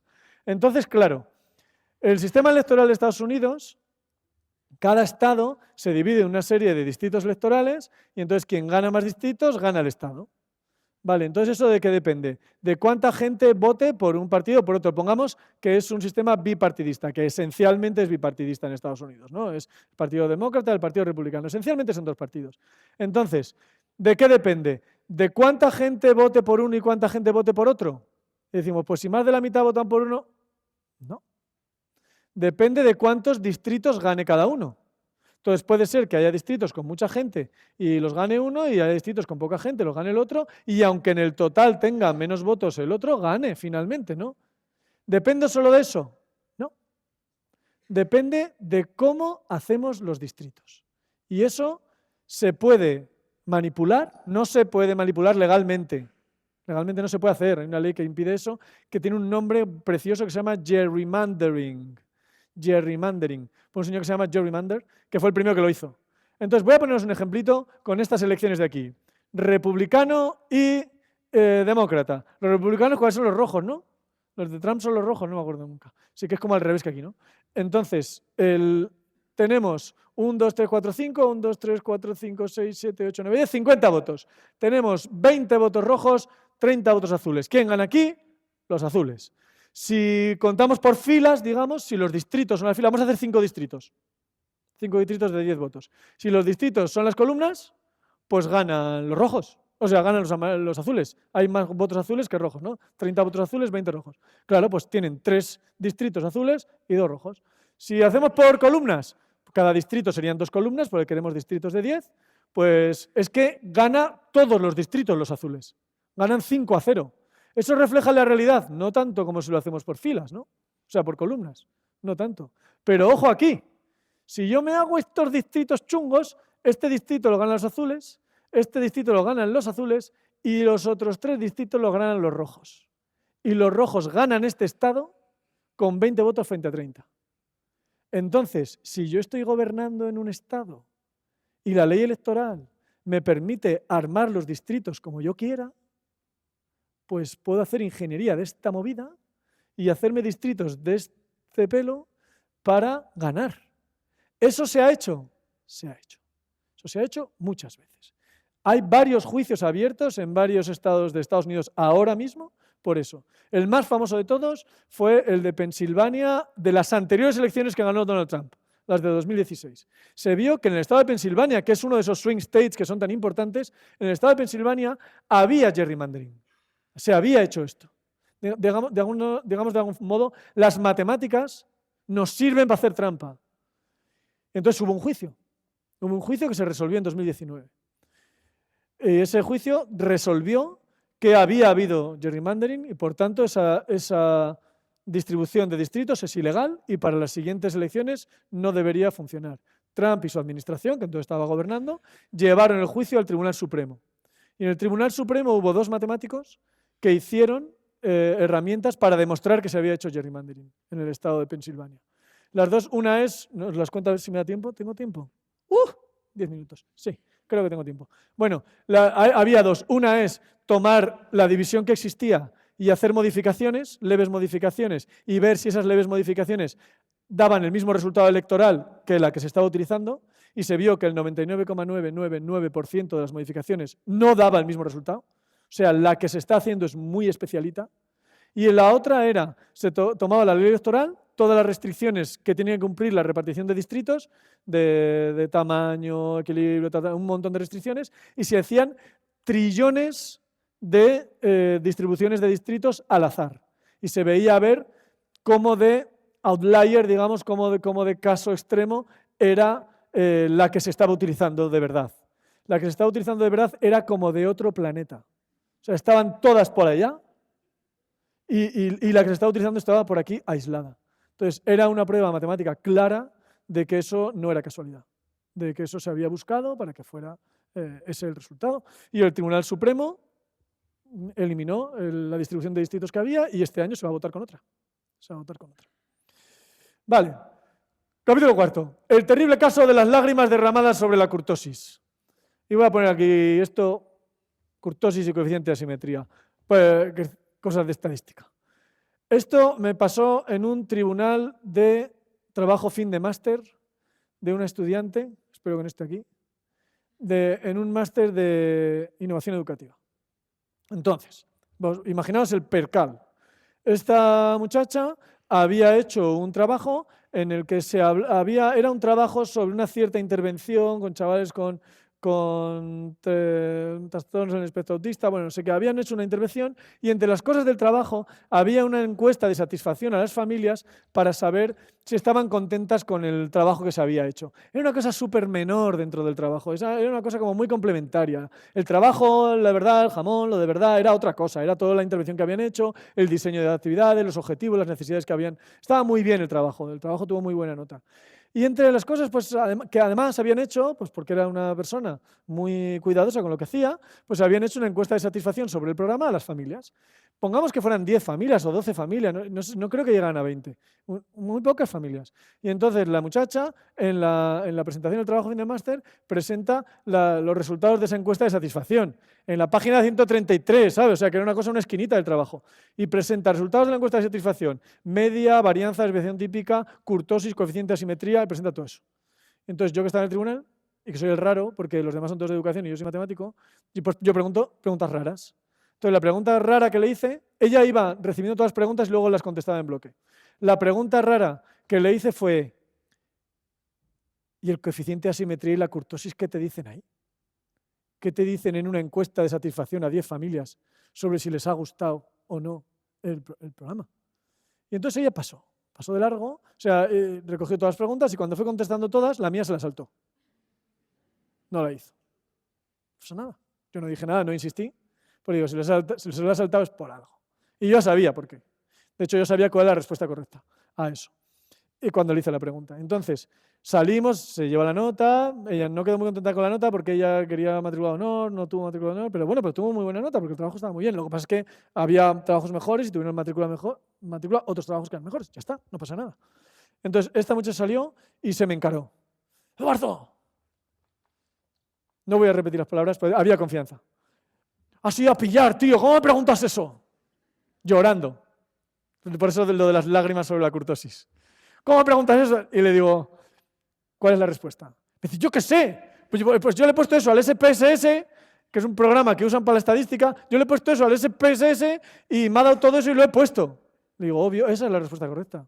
Que no te dice nada. O sea, 10 familias, 12 familias, pues tira la media y si quieres por ver si la media está un poco enmascarada, pues tiras con la distribución, la desviación típica, algo así, yo qué sé, y me dices un poco si a los padres les ha gustado o no, que básicamente es a lo que viene esa encuesta. Entonces, esta gente no sabe estadística. No sabe. Porque saber estadística no solamente lanzarte todos los estadísticos y todos los descriptores y tal y lanzártelos ahí en un trabajo. Si tú en un trabajo pones algo negro sobre blanco es porque lo sabes explicar y sabes por qué lo has puesto. Entonces esta muchacha no sabía a santo de qué SPS le daba esas cosas raras que se llaman kurtosis y coeficiente de asimetría. Pues quítalo. Pues quítalo. Pero si lo pones, lo defiendes. Si lo pones, lo defiendes. Entonces, esto nos pasa muchas veces, ¿no? Que tenemos herramientas que no sabemos para qué sirven. Y hablando de tener herramientas que no saben para qué sirve y que tienen que ver con esto de manejo de datos y tal, no podía faltar el caso de los antropófagos adoradores de ídolos o qué tiene que ver la IA con todo esto. ¿Qué hace la inteligencia artificial con todo esto? Antropófagos lo pongo porque se comen personas. Parece que la inteligencia artificial se va a comer a las personas, los puestos de trabajo lo primero y luego a las personas físicas. Y adoradores de ídolos, porque es que hay mucha gente que adora a la inteligencia artificial como si eso fuera un dios bajado de los cielos que ha venido a solucionar todos nuestros problemas. Y no es así en general. Entonces voy a dar 5 minutitos de inteligencia artificial porque yo creo que ahora mismo nos obligan a todos los que damos charlas a que en toda charla tiene que haber 5 minutos de inteligencia artificial. Bueno, pues aquí vienen los 5 minutos de inteligencia artificial de esta charla. Entonces, aquí tengo un esquema de lo que es una red neuronal para la gente que no sepa lo que es una red neuronal. Si quieres que queda alguien en el mundo porque somos unos pesados con esto. Entonces, ¿qué es esto? Una red neuronal es un conjunto de funciones matemáticas con unos parámetros. Y esos parámetros se ajustan dependiendo de cuánto te has alejado de la respuesta que se esperaba que dieras. Entonces, aquí tengo una red neuronal, aquí tenéis todas estas funciones, cada puntito es una función matemática y la salida... Bueno, da igual, todo lo que está ahí con las rayas. La salida de una función matemática alimenta a la otra y así sucesivamente. Entonces, todas se van retroalimentando unas a otras. Entonces, yo le voy pasando un montón de fotos, por ejemplo, esto va a decirme... Yo le mando fotos de frutas y él me dice qué fruta es, o fotos de vegetales y él me dice qué vegetales. Entonces, si le mando, además habla inglés, si le mando una foto de una zanahoria, me dice carrot, porque es una zanahoria, ¿no? Entonces, ¿eso cómo se hace? Primero hay una fase que llamamos entrenamiento, donde nosotros tenemos un montón de fotos y tenemos la respuesta y se la damos. A la máquina le decimos, toma esta foto y esto además es una carrot. Toma esta otra foto y esta foto es una apple. Toma esta foto y esta foto es un cherry. Y así, ¿no? Le damos un montón de fotos. Y entonces, eso es lo que tengo ahí donde pone conjunto de entrenamiento, ahí abajo. Yo le doy un montón de fotos, algunas las pongo en naranja, otras en rojo, como que acierta o no. Entonces, los resultados de abajo es si la máquina ha acertado o no. Entonces, según vaya acertando o no, se vaya alejando en este conjunto de entrenamiento, va pasando muchas veces estas funciones hasta que el resultado que tienen pues está bien, digamos, acierta en un 90% de las veces, digo, bueno, pues ya me vale bien, entonces ya digo, esta máquina ya está entrenada. Y entonces, una vez que está entrenada, le paso un conjunto en el que ya no le doy la respuesta, le doy solamente las fotos. Eso le llaman conjunto de test. Entonces, ahí mido cuál es el porcentaje de acierto. Si el porcentaje de acierto es mucho menor que en el conjunto de entrenamiento, esa máquina no generaliza bien, entonces no está bien. Digamos, tengo que volver a reentrenar, entonces tengo un problema, necesito más datos o algo así, ¿no? Pero si en el conjunto de test su rendimiento es más o menos como en el conjunto de entrenamiento, digo, vale, pues esta máquina ya la puedo lanzar a producción, digamos, ¿no? Si entra en los márgenes que tenemos. Por ejemplo, y esto lo hacen muy bien las máquinas con fotos. Por ejemplo, con imágenes en las que hay que detectar un tumor o cosas así, ¿no? Ese tipo de cosas, una fractura, ese tipo de cosas lo hacen muy bien. Han sido entrenadas con muchas imágenes que ya estaban etiquetadas, se llama eso. Entonces, pues a lo mejor un 98%, un 96%, en muchas tareas de detección de imagen funciona así. 96% funcionan, vale. Se entiende el mecanismo, ¿verdad? Ahora, en lugar de foto y que me diga si es carrot o cherry, le voy a dar una función y me tiene que decir la derivada. ¿Sí? Entonces, yo tengo un montón de casos donde yo le digo la función y la derivada. Y él, así, a cholón, pues adivinando, me va diciendo, con esas funciones que no tienen nada que ver con derivar, me va dando respuestas. Y se acerca o no, más o menos, hay una medida de error, la voy entrenando y luego le pasaré el conjunto de test a ver si lo hace bien o no. ¿Se entiende? Entonces, pongamos que esta máquina que yo he entrenado tiene un 99,9% de acierto en el conjunto de test. Todas las derivadas que él no ha visto, todas las funciones que él no ha visto en el entrenamiento, me las hace bien, o casi todas. Mi pregunta es, ¿esta máquina sabe derivar? Vosotros sois profes. ¿Esta máquina sabe derivar? Esto, la primera vez que conté este caso fue en un encuentro de enseñanza de matemáticas en ingeniería, e hicimos un debatillo sobre esto, ¿no? Sobre si esa máquina sabe derivar o no. Y claro, el acento está en sabe, en si sabe o no sabe. Claro, muchos decían, pues no, porque que lo haga bien en todos esos casos, después de lo que ha entrenado, pues no dice nada. ¿Vale? ¿Qué hacéis con vuestros estudiantes? Tú les pones un montón de ejercicios, lo hacen, tú les das la solución, le corriges, ves si lo han hecho bien o mal, ellos viendo la solución y lo que han hecho, recalculan sus parámetros y luego llega un buen día en el que tenemos un conjunto de test, tenemos un examen. Yo les pongo derivadas que ellos no han visto nunca, o derivadas que sí han visto, queda más pena aún, pero bueno, se suponen derivadas que no han visto nunca y entonces veo cuál es el rendimiento en el conjunto de test, igual que con las fotos de los carrots.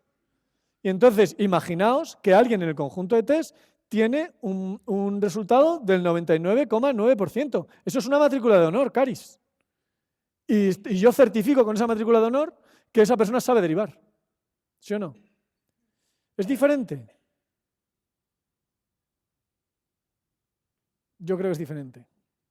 Yo creo que es diferente porque esta máquina no sabe decir por qué da una respuesta a otro. Y una persona que sabe derivar sabe decir o debe saber decir por qué ha hecho una cosa u otra o por qué ha tomado una decisión o por lo menos qué camino de razonamiento ha seguido, ¿no? Entonces entiendo que si una persona es capaz de dar cuenta de sus caminos de razonamiento se parece más a saber que solamente dar resultados, ¿no? Entiendo que eso, pero bueno, esto es un debate que podríamos abrir. Entonces, claro, esta máquina tiene datos, da resultados, me produce predicciones que son habitualmente tarea de la estadística inferencial, de la inferencia estadística, ¿no? O sea, él no ha visto todos los datos, todo el universo de fotos, no ha visto todos. A partir de los que ha visto me sabe decir cosas de los próximos que vienen, sabe dar inferencias, sabe hacer clasificaciones, muchas de las cosas que atribuimos normalmente a la inferencia estadística. Entonces, viene mucha gente del mundo de la estadística y dice, es que eso de la inteligencia artificial, si eso es la estadística a fuerza bruta, sin pensar, venga, hombre. Y se enfadan. ¿Esto qué hace? ¿Esto qué? ¿Una regresión? Pues una regresión se hace toda la vida. Y ahora necesitamos una inteligencia artificial para hacer regresión. Venga, hombre. Bueno, pues hay casos. Yo solo he trabajado en investigación en inteligencia artificial 2 veces, ahora estoy con otra cosa, y las 2 veces son una sexta en las que hacíamos una regresión múltiple sobre mezclas de masas de agua. Y lo hacíamos con una regresión múltiple. Es una técnica que tiene muchos años. Eso se hace muchísimo tiempo y no hace falta ser pinito del oro para hacer algo así. Hace falta conocer un poco la técnica y ya está. ¿Por qué utilizamos la inteligencia artificial? Porque teníamos restricción en el número de variables.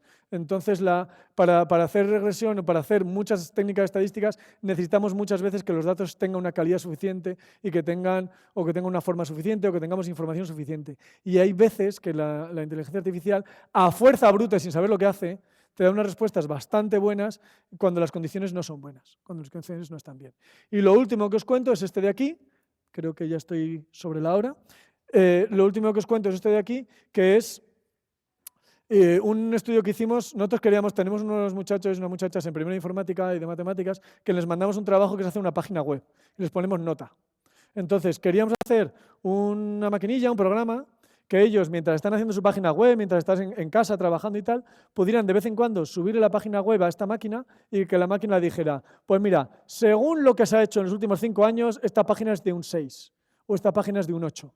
Y así ellos, en el momento en que la máquina les dé una buena nota, digan, bueno, pues ya estoy más o menos en el nivel, y luego ya, pues depende de su punto de honor, pues quieran hacerlo mejor o no. Vale, pues hicimos eso. Hicimos un programa que automatizaba la recepción de la página web y con un modelo de inteligencia artificial te decía la nota. Funcionaba fatal, fatal. O sea, el margen de error era mayor que el margen de la nota. O sea, si podías sacar entre un 0 y un 2 y el margen de error era 1,5, ¿sabes? O sea, era una cosa horrorosa. Claro, y nos dio el bajón. Dijimos, hostia, ¿por qué? ¿Por qué pasa esto, tío? Y entonces, claro, hicimos estadísticas sobre eso, no veíamos nada claro. Y entonces hicimos un análisis que de ahí se llama SHAP, que es un análisis que está basado en unas técnicas de teoría de juegos para explicar qué es lo que está haciendo un modelo de aprendizaje automático. Y entonces vimos, para nuestra sorpresa, que aquí hay una variable que influye ahí arriba. Este SHAP te dice qué cosas está teniendo en cuenta. De todas las variables que tú le pasas para que tenga, qué está teniendo en cuenta, cuáles influyen más en el resultado final y cómo influyen. Y vimos que, para nuestra sorpresa, la variable que más influía era qué profe te corrige el trabajo. Somos 3 profes en la asignatura. ¿Qué profe te lo corrige? El mismo trabajo, si te lo corrige un profe u otro, tenía una diferencia bastante grande. Y nosotros fue una sorpresa. ¿Por qué? Porque nosotros tenemos una rúbrica y unos criterios previos. Nos reunimos antes para revisar eso. Damos las mismas instrucciones a los chavales. Corregimos grupos. Y después de haber corregido los grupos, nos volvemos a juntar. Y traemos muestras de nuestros trabajos, muestras de una nota baja, muestras de una nota media, muestras de una nota alta, y tratamos de ponernos de acuerdo en criterios, para que a lo mejor, si a ti te ha tocado un grupo excelente y lo que para ti es un 7, en este otro grupo que a lo mejor tiene menos habilidades, resulta que el otro profe les ha puesto un 9. Entonces, bueno, hay que normalizar un poco eso, ¿no? Y ponernos de acuerdo en los criterios. Si hacíamos todo eso y aún así teníamos inconsistencia en los criterios. Y era una inconsistencia que no veíamos. Entonces nos lanzamos a investigar eso más y vimos que estos modelos, utilizando SHAP, nos permiten detectar sesgos de los que no nos damos cuenta, inconsistencias de las que no nos damos cuenta e incoherencias. Las incoherencias son cuando lo típico que estás el fin de semana y no corriges con la misma fuerza el primer trabajo que el 150. Pues a lo mejor hay una incoherencia en uno mismo. ¿Sí? Y entonces esto pues lo pudimos hacer también con inteligencia artificial mezclado con estadística. Y acabo, siempre en todas las charlas hay que poner una foto final. Ahí tengo 2 calaveras. Esta de aquí es un Homo habilis, esta de aquí es un Homo sapiens. Hay 2,5 millones de años entre uno y otro. El Homo habilis ya tenía herramientas, sabía sabía cortar piedras de estas para hacer esas cosas que cortan la carne y luego se la comen. El Homo sapiens, pues somos nosotros. Y es la especie que ha prevalecido en todos los homos. De hecho, es la única que queda ya, después de habernos cargado a todos los demás. Es la única que queda. Claro, y lo pongo aquí un poco por esta definición que da Nucho Ordine, que dice que inteligencia es imaginar cosas nuevas, pensar mundos diferentes. Dice, y no creo que hasta ahora una máquina pueda hacer eso. Y es lo último que acabo en este capítulo de inteligencia artificial, y es que estamos pensando que ser inteligente es ser capaz de hacer cosas, de resolver problemas. Y la inteligencia es mucho más que eso. Entonces, las máquinas son capaces de hacer cosas, son capaces de resolver problemas, pero está un poco más allá que eso, ¿no? Entonces me vuelvo hacia atrás, como cuando hemos empezado a aprender qué hacemos con la estadística. Podemos tener la técnica estadística, pero ya hemos visto la técnica estadística o de resolución de problemas. Aquí no he hablado para nada de estadística, solo con lo de la kurtosis. Podemos tener la técnica matemática, pero si no pensamos bien en cómo son los datos, qué estructura tienen, cómo de adecuada es nuestra herramienta, pues sí, seremos muy hábiles, pero sapiens no estamos siendo. Entonces, pues me parece que esos 2,5 millones de años de evolución se merecen que les prestemos honor, ¿no? Y acabo con una frase que siempre la digo, que es de Hilbert, cuando me dicen, ¿para qué hacemos matemáticas para los chavales estos más pequeños? Y este especie de complejo que tenemos de que las matemáticas tienen que servir, toda la matemática que hacemos para algo. Cuando a Hilbert le preguntaban por qué hacía matemáticas, él decía, por honor del espíritu humano. Efectivamente, no hacemos matemáticas solamente para que sirvan para algo, sino porque molan. Lo que pasa es que como Hilbert era alemán del siglo XIX, pues no va a decir molan, él decía por honor del espíritu humano. Bueno, aquí tenéis mi contacto por si me queréis llevar a vuestro pueblo de Cañas, pues ahí está. Y luego escribí esos libros, que muchos ya los tenéis y los que no, pues vais al Corte Inglés y los robáis. Y nada, si ya por educación, pues un aplauso y ya, y seguimos. He ido bien, ¿no? Bien de... Y me he pasado. No pasa nada. Muchísimas gracias, Eduardo. Vamos ahora con Avatar, con la incubadora de sondeos y experimentos.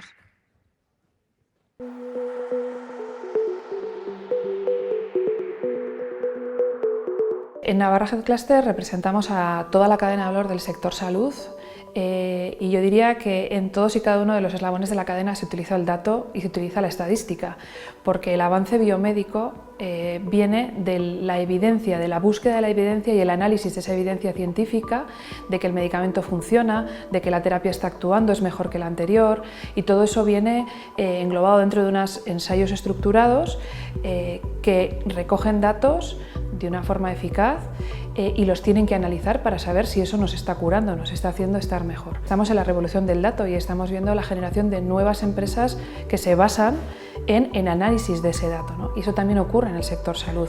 Estamos viviendo en Navarra la generación de nuevas empresas de base tecnológica que se dedican a la salud digital, es decir, a recoger, dar calidad a ese dato y analizar ese dato como modelo de negocio. Por ejemplo, en Navarra puede estar pues casos de mejora de la gestión sanitaria, mejora de recursos críticos en salud, análisis de dato genómico, análisis estadístico, al fin y al cabo, de datos fundamentales que nos hacen estar mejor a los pacientes. Nosotros somos una empresa especializada en el desarrollo de algoritmos de inteligencia artificial y utilizamos la estadística para hacer un análisis inicial de todas las variables, poder determinar qué variables son las más importantes y gracias a ello podemos optimizar los modelos. Además, gracias a los conocimientos que tenemos de la estadística, podemos conocer la base de muchísimos modelos de Machine Learning y hacer una mejor implementación de estos. Un ejemplo de cómo utilizamos la estadística sería pues lo que hemos dicho antes en el análisis preliminar. Por ejemplo, utilizamos mucho diferentes análisis de correlación para conocer cómo se relacionan las variables entre sí, o también ciertos contrastes como puede ser la tabla ANOVA, que nos permite conocer pues, qué variables son significativas y qué variables no son significativas. Como periodista utilizo muy frecuentemente los datos estadísticos para elaborar mis informaciones. Dentro del periódico, en la sección en la que normalmente estoy, que es la sección de empresa y de economía, acudo a los datos estadísticos, en concreto a los del Instituto de Estadística de Navarra, Nastat, para elaborar las informaciones sobre el PIB, el paro, tanto en la EPA, encuesta de población activa, como el paro registrado, como las afiliaciones a la seguridad social. Ya fuera de la sección de economía, también otras secciones como pueden ser los temas, utilizamos para temas relacionados con sociedad, como pueden ser los datos sobre demografía, sobre movimientos migratorios, sobre defunciones, nacimientos, matrimonios.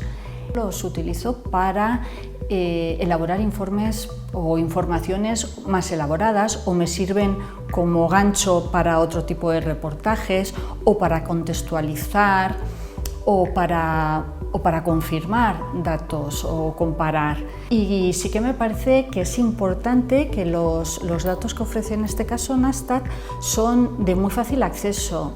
En Atana, que es el clúster que engloba a las empresas de tecnología y consultoría de Navarra, nos resulta fundamental la estadística como tratamiento eficaz de los datos para que la toma de decisiones en las empresas sea eficiente. Los profesionales que trabajan en las empresas de Atana tienen muy claro que cuando acceden a una industria, si la calidad del dato no es suficiente, si la gobernanza no ha sido adecuada y no se ha trabajado con un objetivo previo, luego la aplicación de cualquier solución tecnológica que necesite el uso de los datos o el tratamiento estadístico de los mismos no va a funcionar.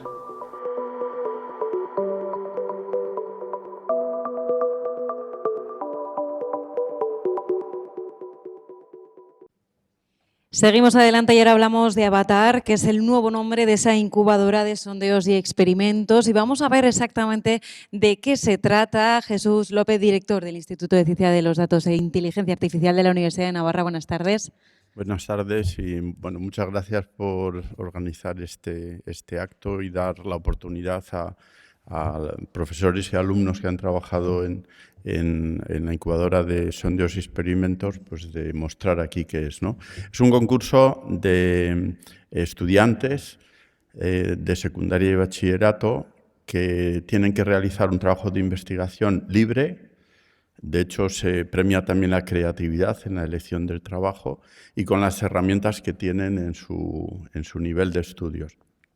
Aquí en Navarra lo organizamos entre la UBNA, la Universidad de Navarra, el Instituto de Estadística Navarro y con la colaboración de Tornamira, del Departamento de Educación del Gobierno de Navarra y también de la delegación del INE.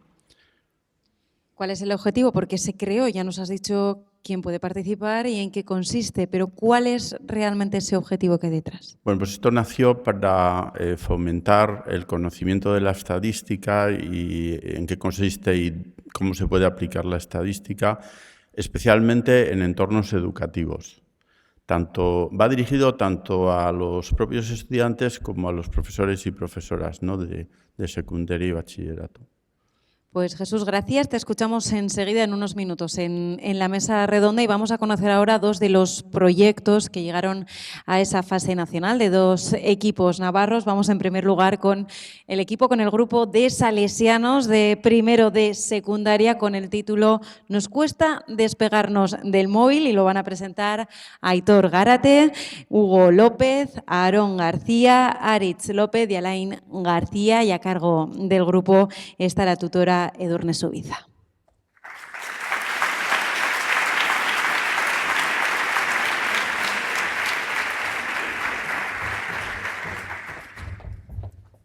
Hola, somos Alain, Aarón, Aritz, Aitor y yo, Hugo, de segundo de la ESO, y el año pasado nos presentamos al concurso Incubadores, Sondeos y Experimentos con el proyecto Nos cuesta despegarnos del móvil al alumnado de salesianos. La idea. Pues todo empezó cuando la profesora nos dijo si queríamos hacer un proyecto de estadística. Entonces le dijimos que sí y empezamos a trabajarlo y se nos ocurrió la idea de hacer del móvil, que era un tema que se veía mucho en el colegio. Entonces, una vez que ya teníamos la idea, necesitábamos los materiales, que iban a ser los alumnos al azar, las encuestas que les íbamos a pasar y las variables cuantitativas, que eran los alumnos que tienen móvil, y qué aplicaciones usan y las horas de uso según la edad y los estudios. Nuestras hipótesis. Nosotros al principio pensábamos que iba a haber un montón de personas con móvil, además de que las aplicaciones que nosotros normalmente usábamos iban a ser las más utilizadas y que a cuanta más edad, más uso del móvil había. El procedimiento que seguimos para hacer este experimento fue, primero elegimos el tema, que era bastante actual, luego diseñamos unas encuestas en las que ponía sexo, edad, estudios, si tenían móvil sí o no, las horas que utilizaban al día y también las aplicaciones más utilizadas y si lo traían al cole sí o no.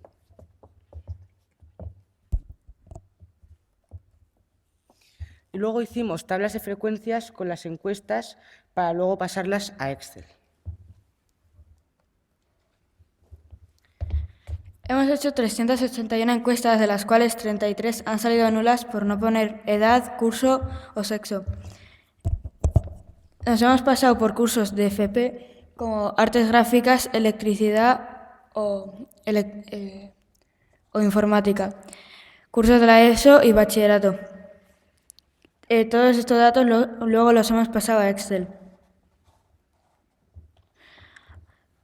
Aquí podemos ver las aplicaciones según el sexo y las personas que traen o no el móvil al cole, las que no tienen móvil y las encuestas nulas.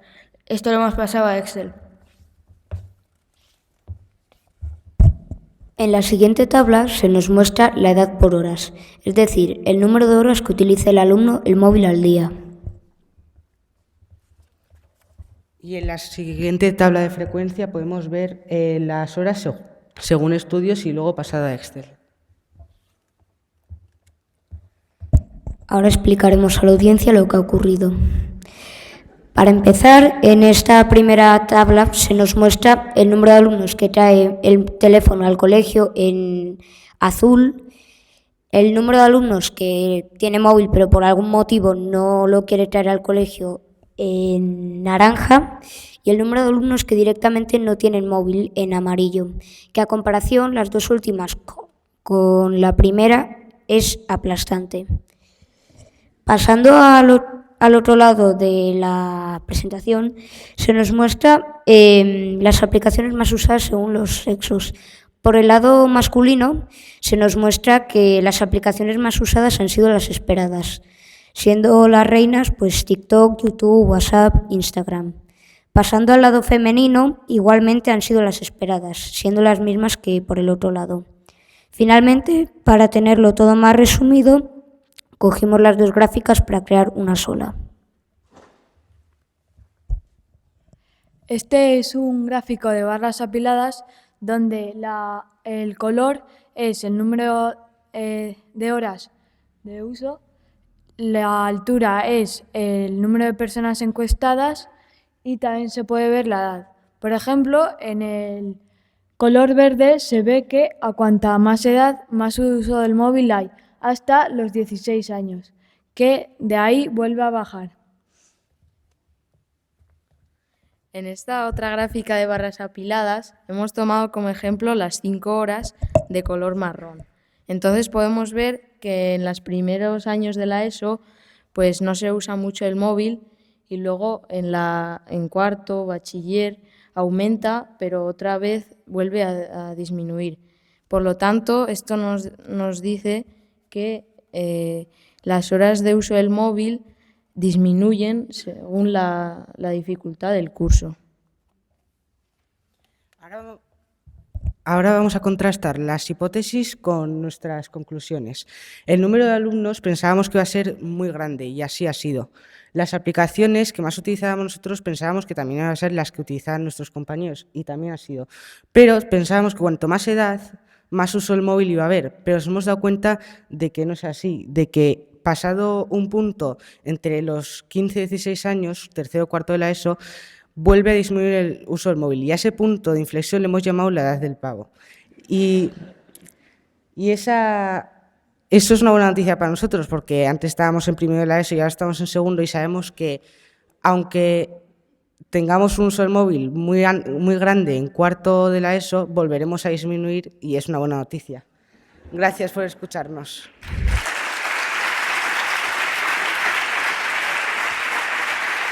Muchísimas gracias al grupo de salesianos, gracias por venir a presentar este proyecto. Vamos a pasar al segundo, en este caso, colegio del Instituto de Mendillorri, Casademont Alfayo, es el título del proyecto y lo van a presentar Sayoa Ibáñez, Alba León, Lucía Urrizola, Paula Pesteguía y su tutor es Javier Ortiz.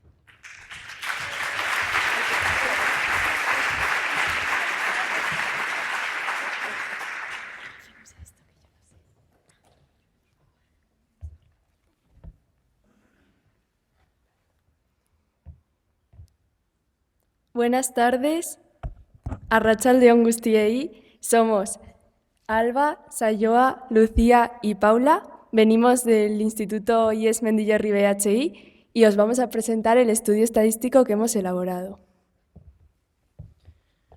Bueno, en esta primera diapositiva se pueden ver un poco los contenidos que vamos a tratar durante el estudio.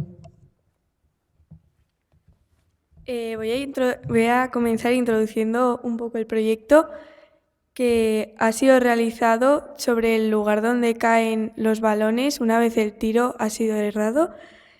Lo hemos realizado sobre este equipo que es el Casademont Zaragoza, ya que además de ser un equipo español, juega en la Euroliga femenina, la cual nos proporciona todos los partidos en la plataforma de YouTube y esto nos ha facilitado mucho a la hora de realizar el proyecto. Nuestra motivación ha sido que todas nosotras hemos jugado a baloncesto en el Club Baloncesto Mendillorri, por lo que para nosotras es de gran interés este tema, ya que el rebote es un caso asegurado en un partido. Si sabemos dónde se localiza el rebote, podríamos tener una ventaja sobre nuestros rivales.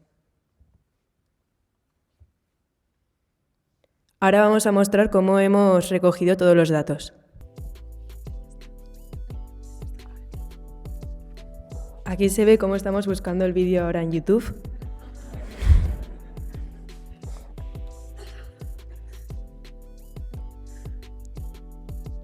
Aquí elegimos el partido, en el que el Casademont Zaragoza es local. Ahora vemos que tira la jugadora de Casademont y ahí es donde cae el fallo, o sea, el rebote. Ahora lo apuntamos en una hoja para luego pasarlo a limpio a una hoja de cálculo para tenerlo todo más organizado.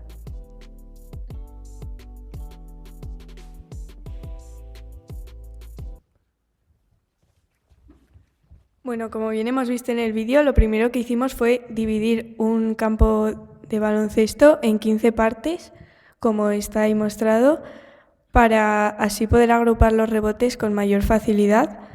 Y una vez hecho esto, para verlo todo mucho más claro, lo pasamos a digital.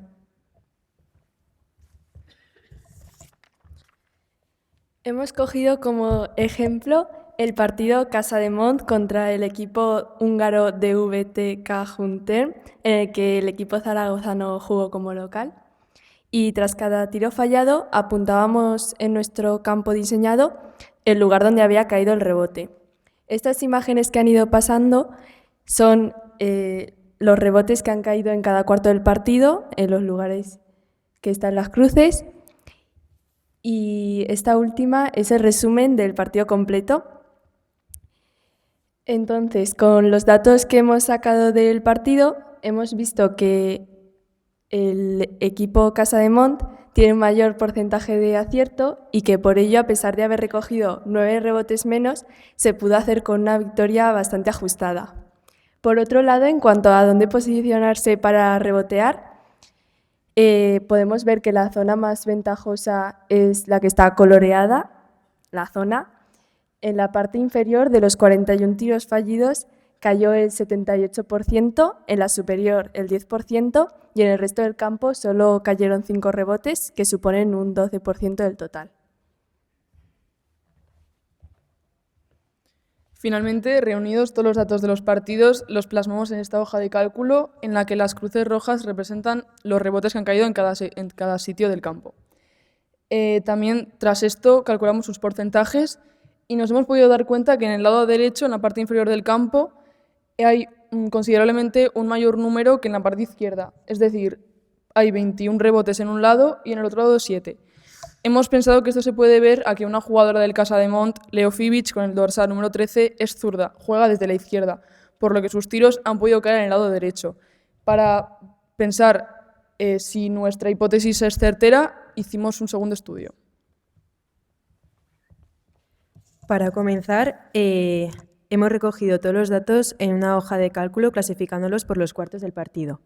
Ahí nos hemos fijado de dónde se tira, dónde cae el rebote, las jugadoras que van a por el rebote, dónde se localizan y si tienen esas jugadoras éxito o no al coger el rebote. Tras recoger los datos, los hemos organizado en esta otra tabla, en la cual se muestra el lugar donde cae el rebote dependiendo de la zona desde donde se haya realizado el tiro. Hemos cogido como ejemplo los tiros realizados desde la zona 4, que han sido 9 y cuyos rebotes se han distribuido entre las zonas 3, 4 y 9 del campo. Finalmente hemos reunido los datos en esta otra hoja para así poder aplicar la fórmula que está ahí escrita con mayor facilidad y así poder calcular la probabilidad final de éxito, que ha sido de 0,143 sobre los 115 rebotes realizados durante los partidos visionados. Con este estudio también hemos concretado que las zonas donde más rebotes se cogen son tanto la 3 como en la 4. Sin embargo, hemos observado que una vez se tira desde la zona 11, la probabilidad de éxito es mayor. Creemos que esto se puede deber a que cuando se realiza un tiro desde una zona más alejada al aro, como es la 11, las compañeras tienden a estar más dispersas por el campo. Y en estos casos el rebote no suele caer ni en la zona 3 ni 4 y por ello es posible que tengan más éxito a la hora de cogerlo. En esta imagen podemos observar 8 jugadoras pintadas con diferente color y sus respectivos rebotes representados con los balones del mismo color.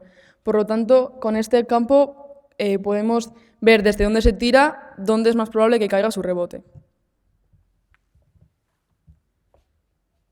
Como hemos mencionado antes, este proyecto nos ayuda a saber dónde se va a localizar el rebote para así poder obtenerlo con una ventaja hacia el rival.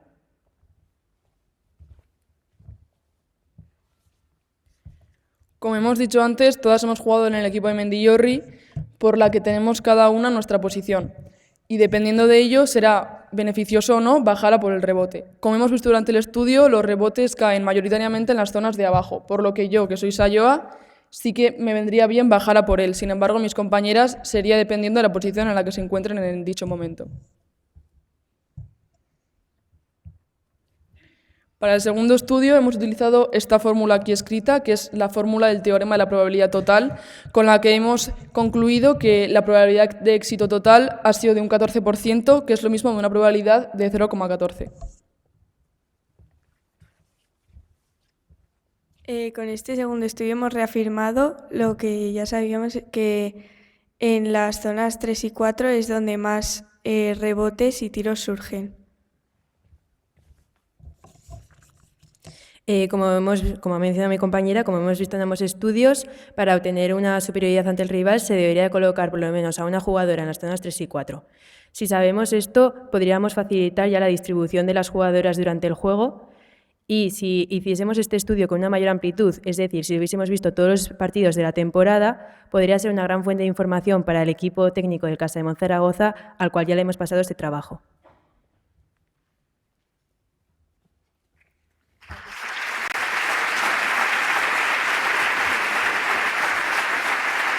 Muchísimas gracias al grupo del Instituto de Mendillorri.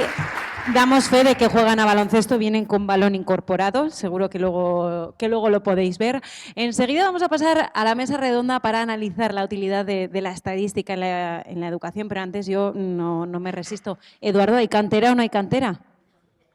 ¿Pero solo en Navarra o pues como antes has dicho que éramos más listos? Ah, vale. Vamos ya con la mesa redonda.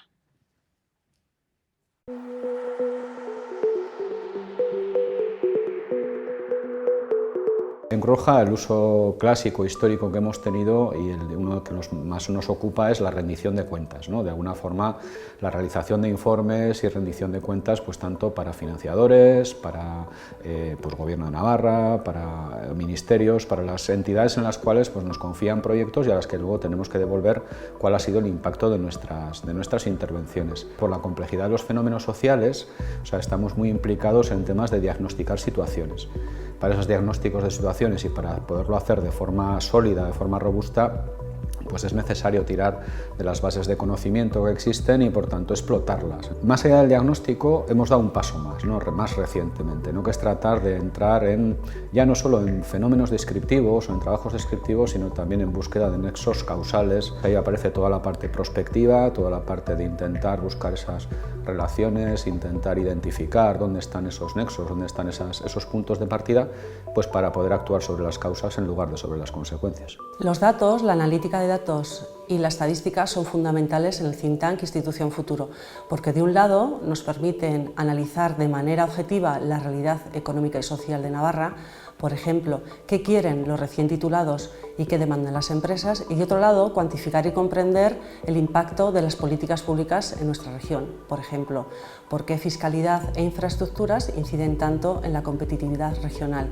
De esta manera, nuestras propuestas, siempre basadas y orientadas a plantear ideas de un mejor desarrollo económico y social de Navarra están basadas en la evidencia cuantitativa, lo cual aporta rigor y credibilidad a nuestro trabajo. En Jovan Talent, que es la empresa para la que trabajo y más concretamente en el Departamento de Recursos Humanos, la buena gestión de los datos y la información es fundamental, ya que nos indica qué está sucediendo en la empresa de forma interna y cómo están nuestros empleados. Un buen ejemplo de cómo utilizamos la estadística en nuestro día a día es la realización de análisis de diversidad, equidad e inclusión de nuestros empleados. Con esto lo que pretendemos o lo que hacemos es desarrollar políticas de compensación interna que sean más justas y equitativas para nuestros empleados. Otro buen ejemplo es la definición de objetivos financieros a partir de información histórica que tenemos de ingresos y gastos para poder tener unas mejores previsiones. En el ámbito de la investigación sociológica, la estadística es una herramienta fundamental, tanto en todo lo relativo a la explotación de bases de datos, tanto públicas como privadas, como la generación de nuevos conocimientos a partir de la aplicación fundamentalmente de la metodología de la encuesta, pero también del análisis de redes, que sería, digamos, una técnica donde analizamos fundamentalmente todas las interacciones sociales que realizan digamos, las personas, los colectivos, bien en el ámbito virtual o bien en el ámbito digamos, de la vida cotidiana, ¿no? de la misma. La importancia de la estadística no solamente radica en esta dimensión de la creación y análisis de la información, sino también a la hora de evaluar y a la hora de mejorar los marcos teóricos y conceptuales a través de los cuales explicamos la complejidad de la vida social.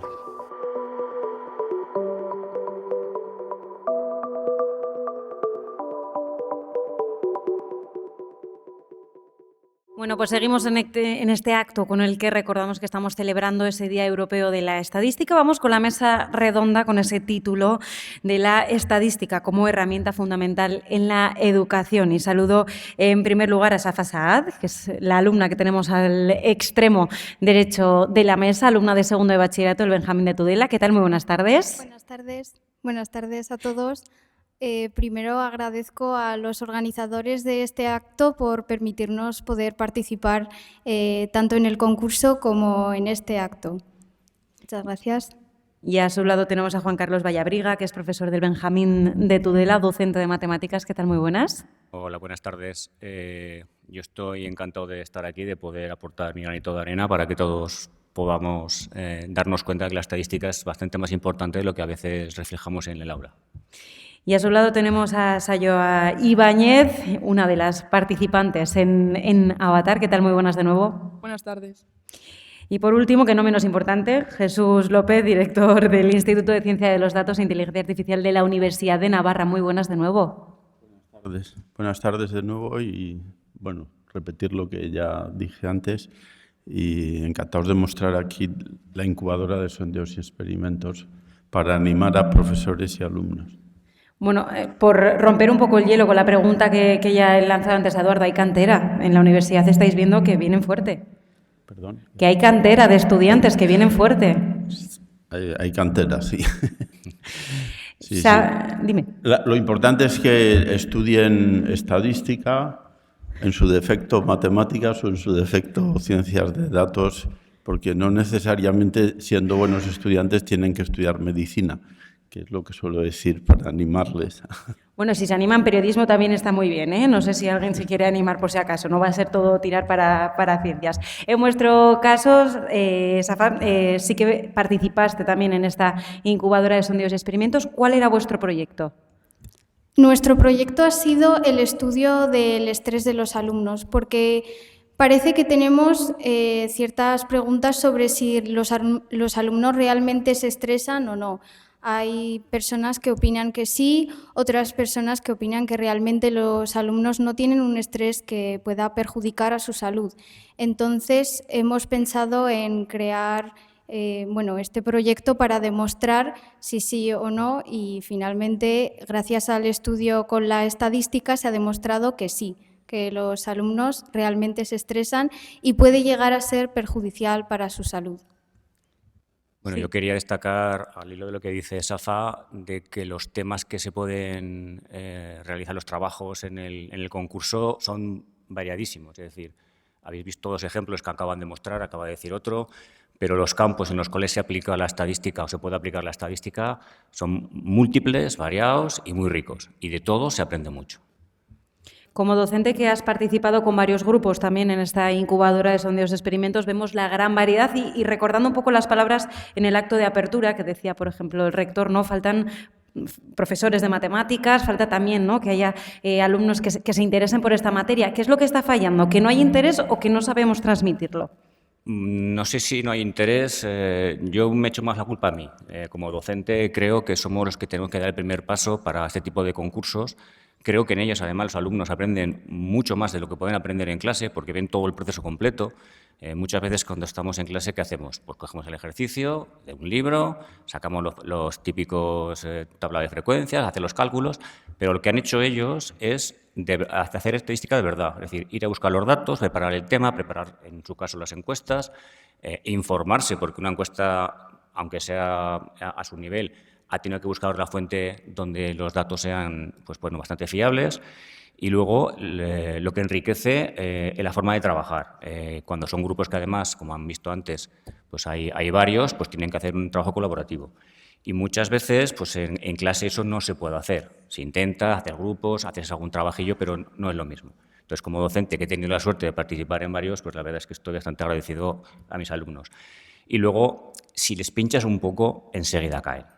Hay que saber pinchar, ¿eh? O sea, si tú vas a clase y dices, pues hay un concurso que podríamos hacer, no sé qué, y lo dejas caer y no vuelves sobre él, es difícil que se apunten. Pero en cambio, si le vas pinchando poco a poco, te gustaría hacer esto, mira que esto puede ser interesante, enseguida, bueno, con Safa tuve suerte porque la primera ya picó.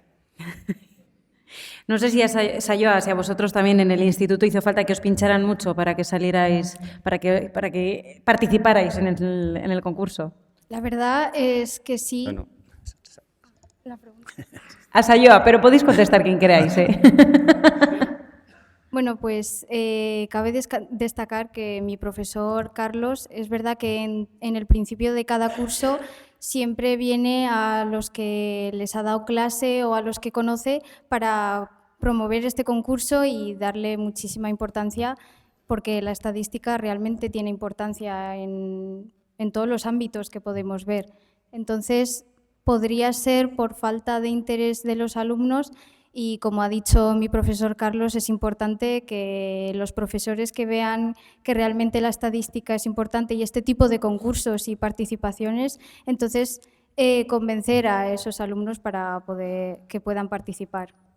¿Hizo falta, Sayoa, que Javier Ortiz pinchara mucho o fue fácil?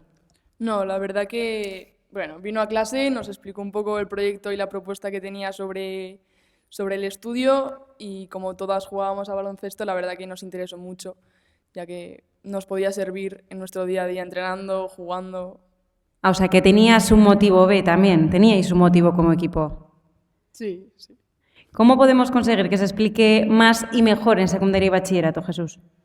Bueno, este concurso tiene ese objetivo y de hecho, bueno, ahora creo que la mayor parte del público que tenemos delante son profesores de secundaria y bachillerato y yo os animaría a lanzaros a promover a algún grupo de investigación para participar en la incubadora. En todas las comunidades autónomas existe este concurso, en particular en la nuestra, y caben alianzas también con profesores de otras ciencias. Porque, bueno, a lo mejor tienen datos los profesores de química o de física o de lengua, que, bueno, un trabajo conjunto puede ser incluso mucho más enriquecedor. Una de las cuestiones que ha mencionado Eduardo en su ponencia era que ahora hay que hablar de inteligencia artificial prácticamente, ¿no? En todas las charlas. ¿Pero qué tiene que ver realmente este auge de la inteligencia artificial con la estadística? ¿Tiene que ver, no tiene que ver?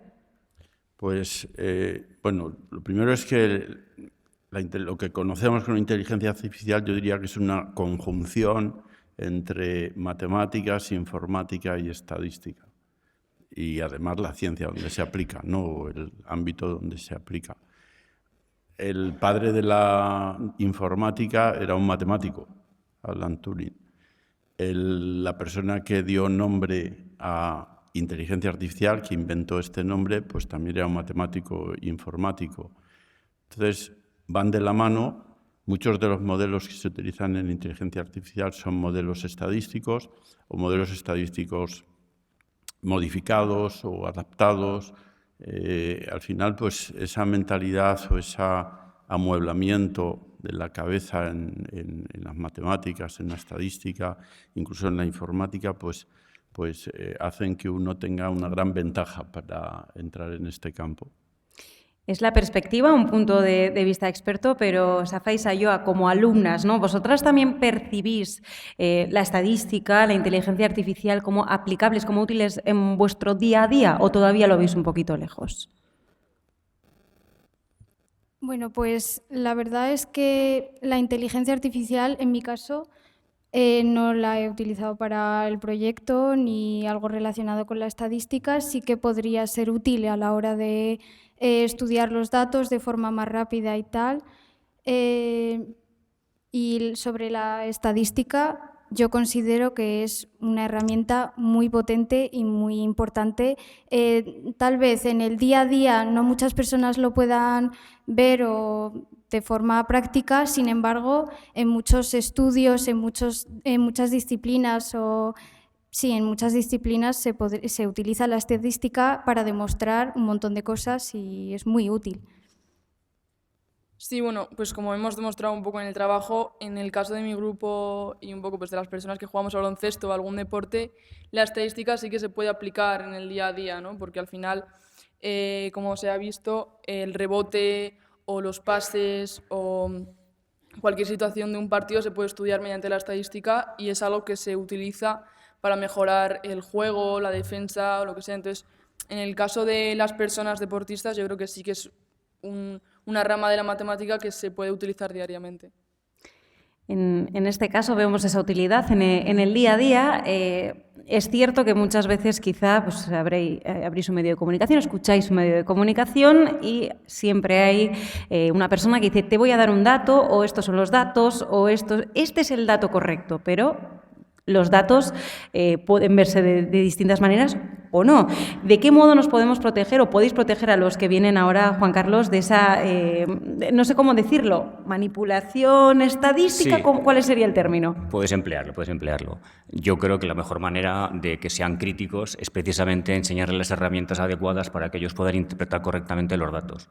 Me parece fundamental que cuando uno está mirando un gráfico en cualquier periódico, en cualquier revista, lo primero que tendríamos que ver es que ponen la fuente. Y aparte de la fuente, tenemos que ver que el gráfico estuviera bien colocado, bien hecho, con sus unidades, para que yo lo que esté interpretando no me estén manipulando. Todos sabemos que si manipulamos un poquito los gráficos, podemos decir lo contrario a lo que parece que decimos. Entonces, la única forma que creo que hay que hacerlo es fomentando la estadística, que los profesores nos animemos a darla bien y de verdad en nuestras clases, que aprovechemos ahora que el nuevo currículum parece que nos está diciendo hacedlo por favor y que entre también en la EBAU para que ya podamos todos estar contentos. ¿Decías que sí, Jesús? Sí. Efectivamente, aunque suene feo, pero la mejor manera de fomentar que se explique la estadística en las asignaturas de matemáticas es que se evalúe, ¿no?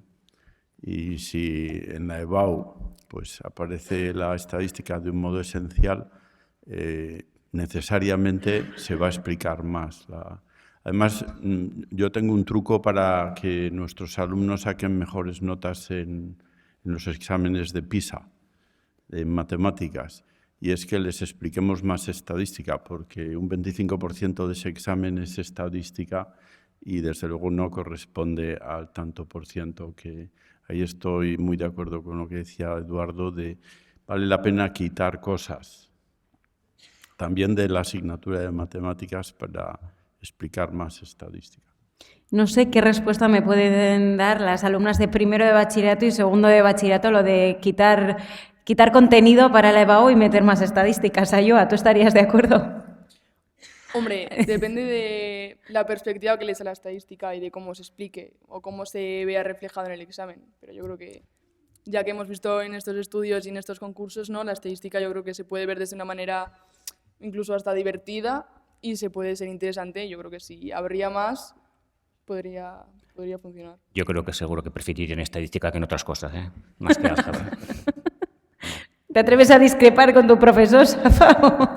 No, la verdad es que tiene toda la razón. De cara al futuro, la estadística, como han dicho y como en la presentación se ha hecho, es muy importante. Entonces, cuanto antes se fomente el estudio de la estadística, las herramientas que se pueden utilizar gracias a la estadística, sería mejor. Cuanto antes, mejor.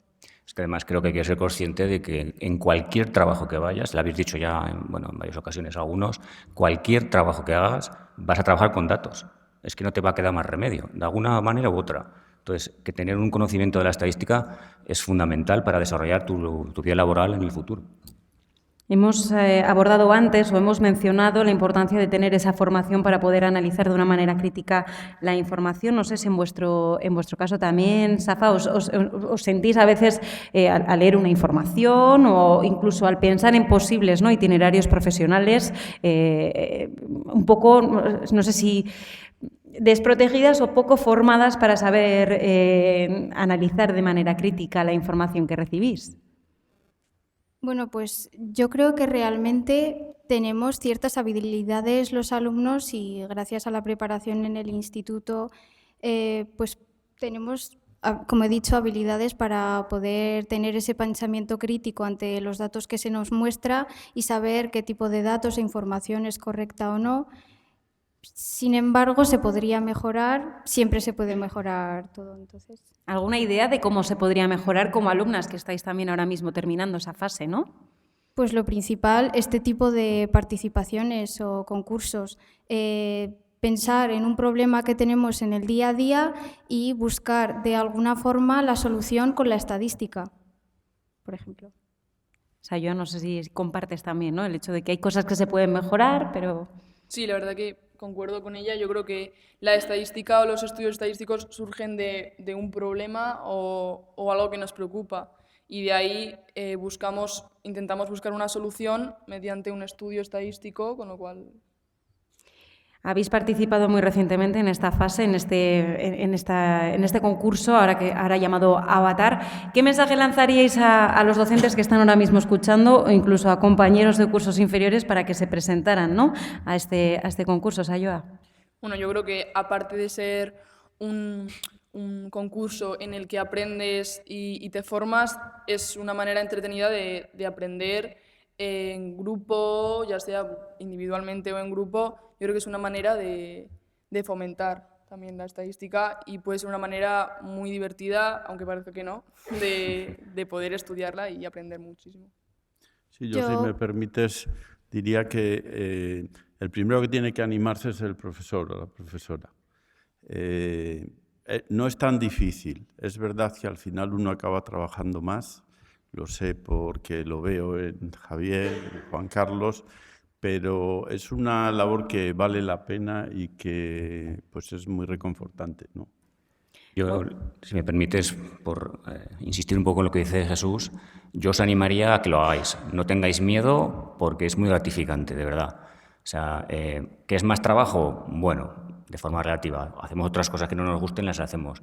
Y esto de verdad que al final te engancha, gusta y ves cómo ellos van mejorando, cómo aprenden, cómo hacen unos trabajos que algunos son espectaculares, los que habéis visto aquí y otros que se han presentado pues son espectaculares y merece mucho la pena. Así que os animo a que participéis. ¿Querías participar antes, Safa? Bueno, como han dicho, merece completamente... merece la pena participar en este concurso y utilizar la estadística en este tipo de concursos y participaciones. Y pues eso, de cara a los alumnos que quieran participar, es muy importante debido a que aprendes muchas habilidades y, como hemos hablado del tema de pensamiento crítico ante la información que se nos muestra o los datos que tenemos, pues buscar qué datos realmente son correctos o útiles para nuestro estudio. Fijaos, no sé, ahora que decías esa información que se os muestra, ¿no? Antes en la ponencia escuchábamos el ejemplo de TikTok y las elecciones estadounidenses, ¿no? Todo un campo de estudio que tenéis ahí por delante. No sé si también quizá a la hora de competir con otros grupos, esta es una de las cuestiones, o a la hora de elegir un tema, el cómo discriminar, por ejemplo, la información que recibimos en redes sociales, es una de las cuestiones que se han llegado a poner sobre la mesa. Por ejemplo, Juan Carlos. Sí, la verdad es que las redes sociales son una herramienta potente, pero a la vez peligrosa, y cada vez que veo noticias sobre ellas, pues yo como padre también, pues tener un poco de reparo.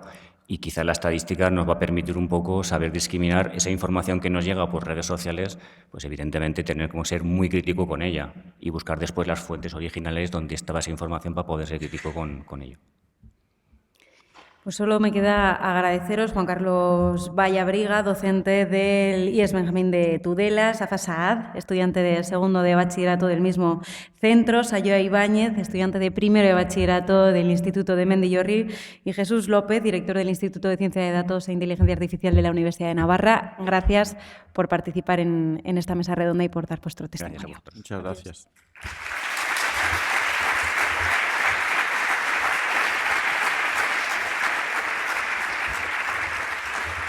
Y vamos llegando a la parte final ya de este acto. Toca lo más difícil y es tratar de resumir en unas pocas conclusiones todo lo que hemos vivido y todo lo que hemos escuchado esta tarde. Vamos a escuchar ahora a Pablo Cebrián, que es el director del Instituto de Estadística de Navarra. Adelante.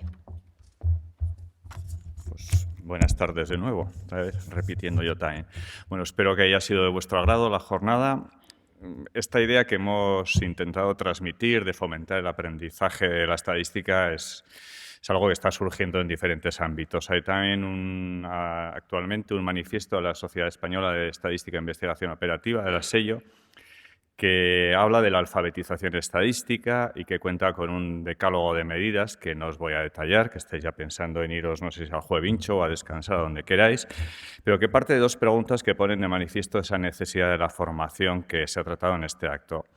Una es, ¿estamos lo suficientemente preparados para comprender, razonar y evaluar la información estadística que nos proporcionan? Yo creo que ahora Carlos ha reflexionado sobre eso.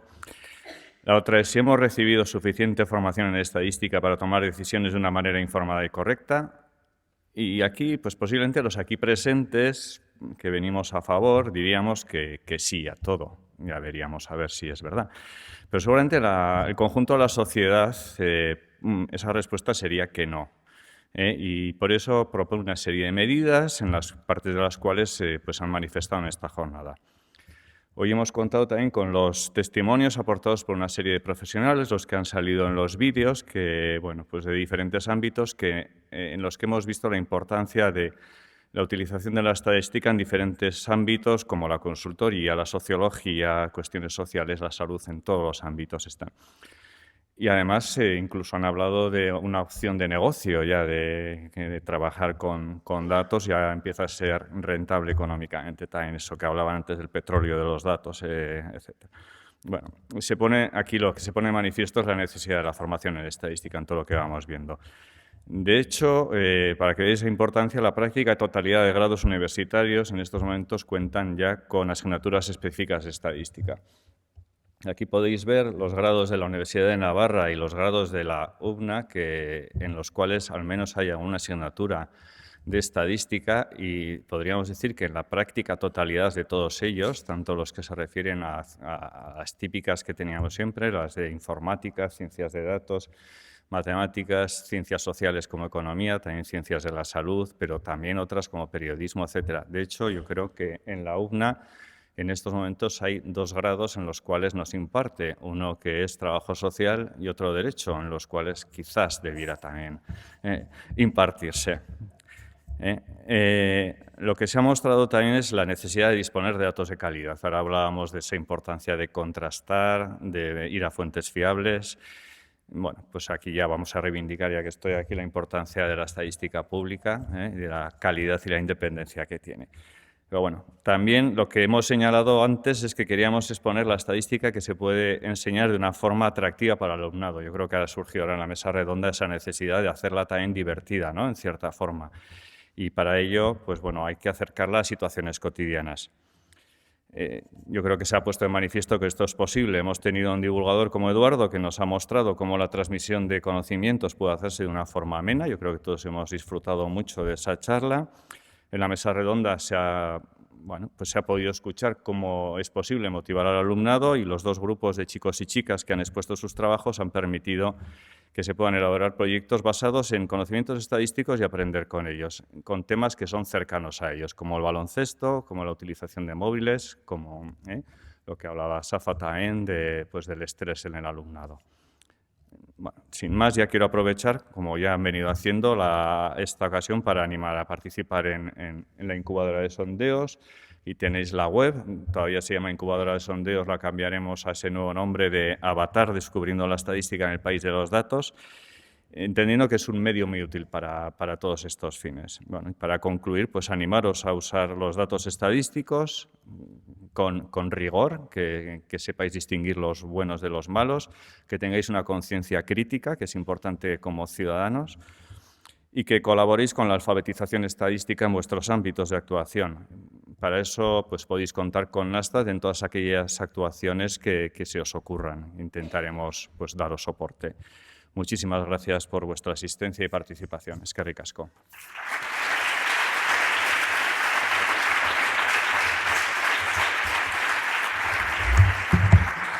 Pues aquí concluye este acto con el que hemos querido celebrar el Día Europeo de la Estadística. Animaros a todos a participar en las jornadas de enseñanza y aprendizaje de las matemáticas, que como sabéis este servía de acto de apertura, pero que se van a extender hasta el sábado y que están organizados por la Universidad Pública de Navarra, también por el Centro de Apoyo al Profesorado del Departamento de Educación, por la Asociación de Profesores de Matemáticas Tornamira y por el Instituto de Estadística de Navarra. Así que eskerrik asko, muchísimas gracias por acudir y que tengáis una muy buena tarde.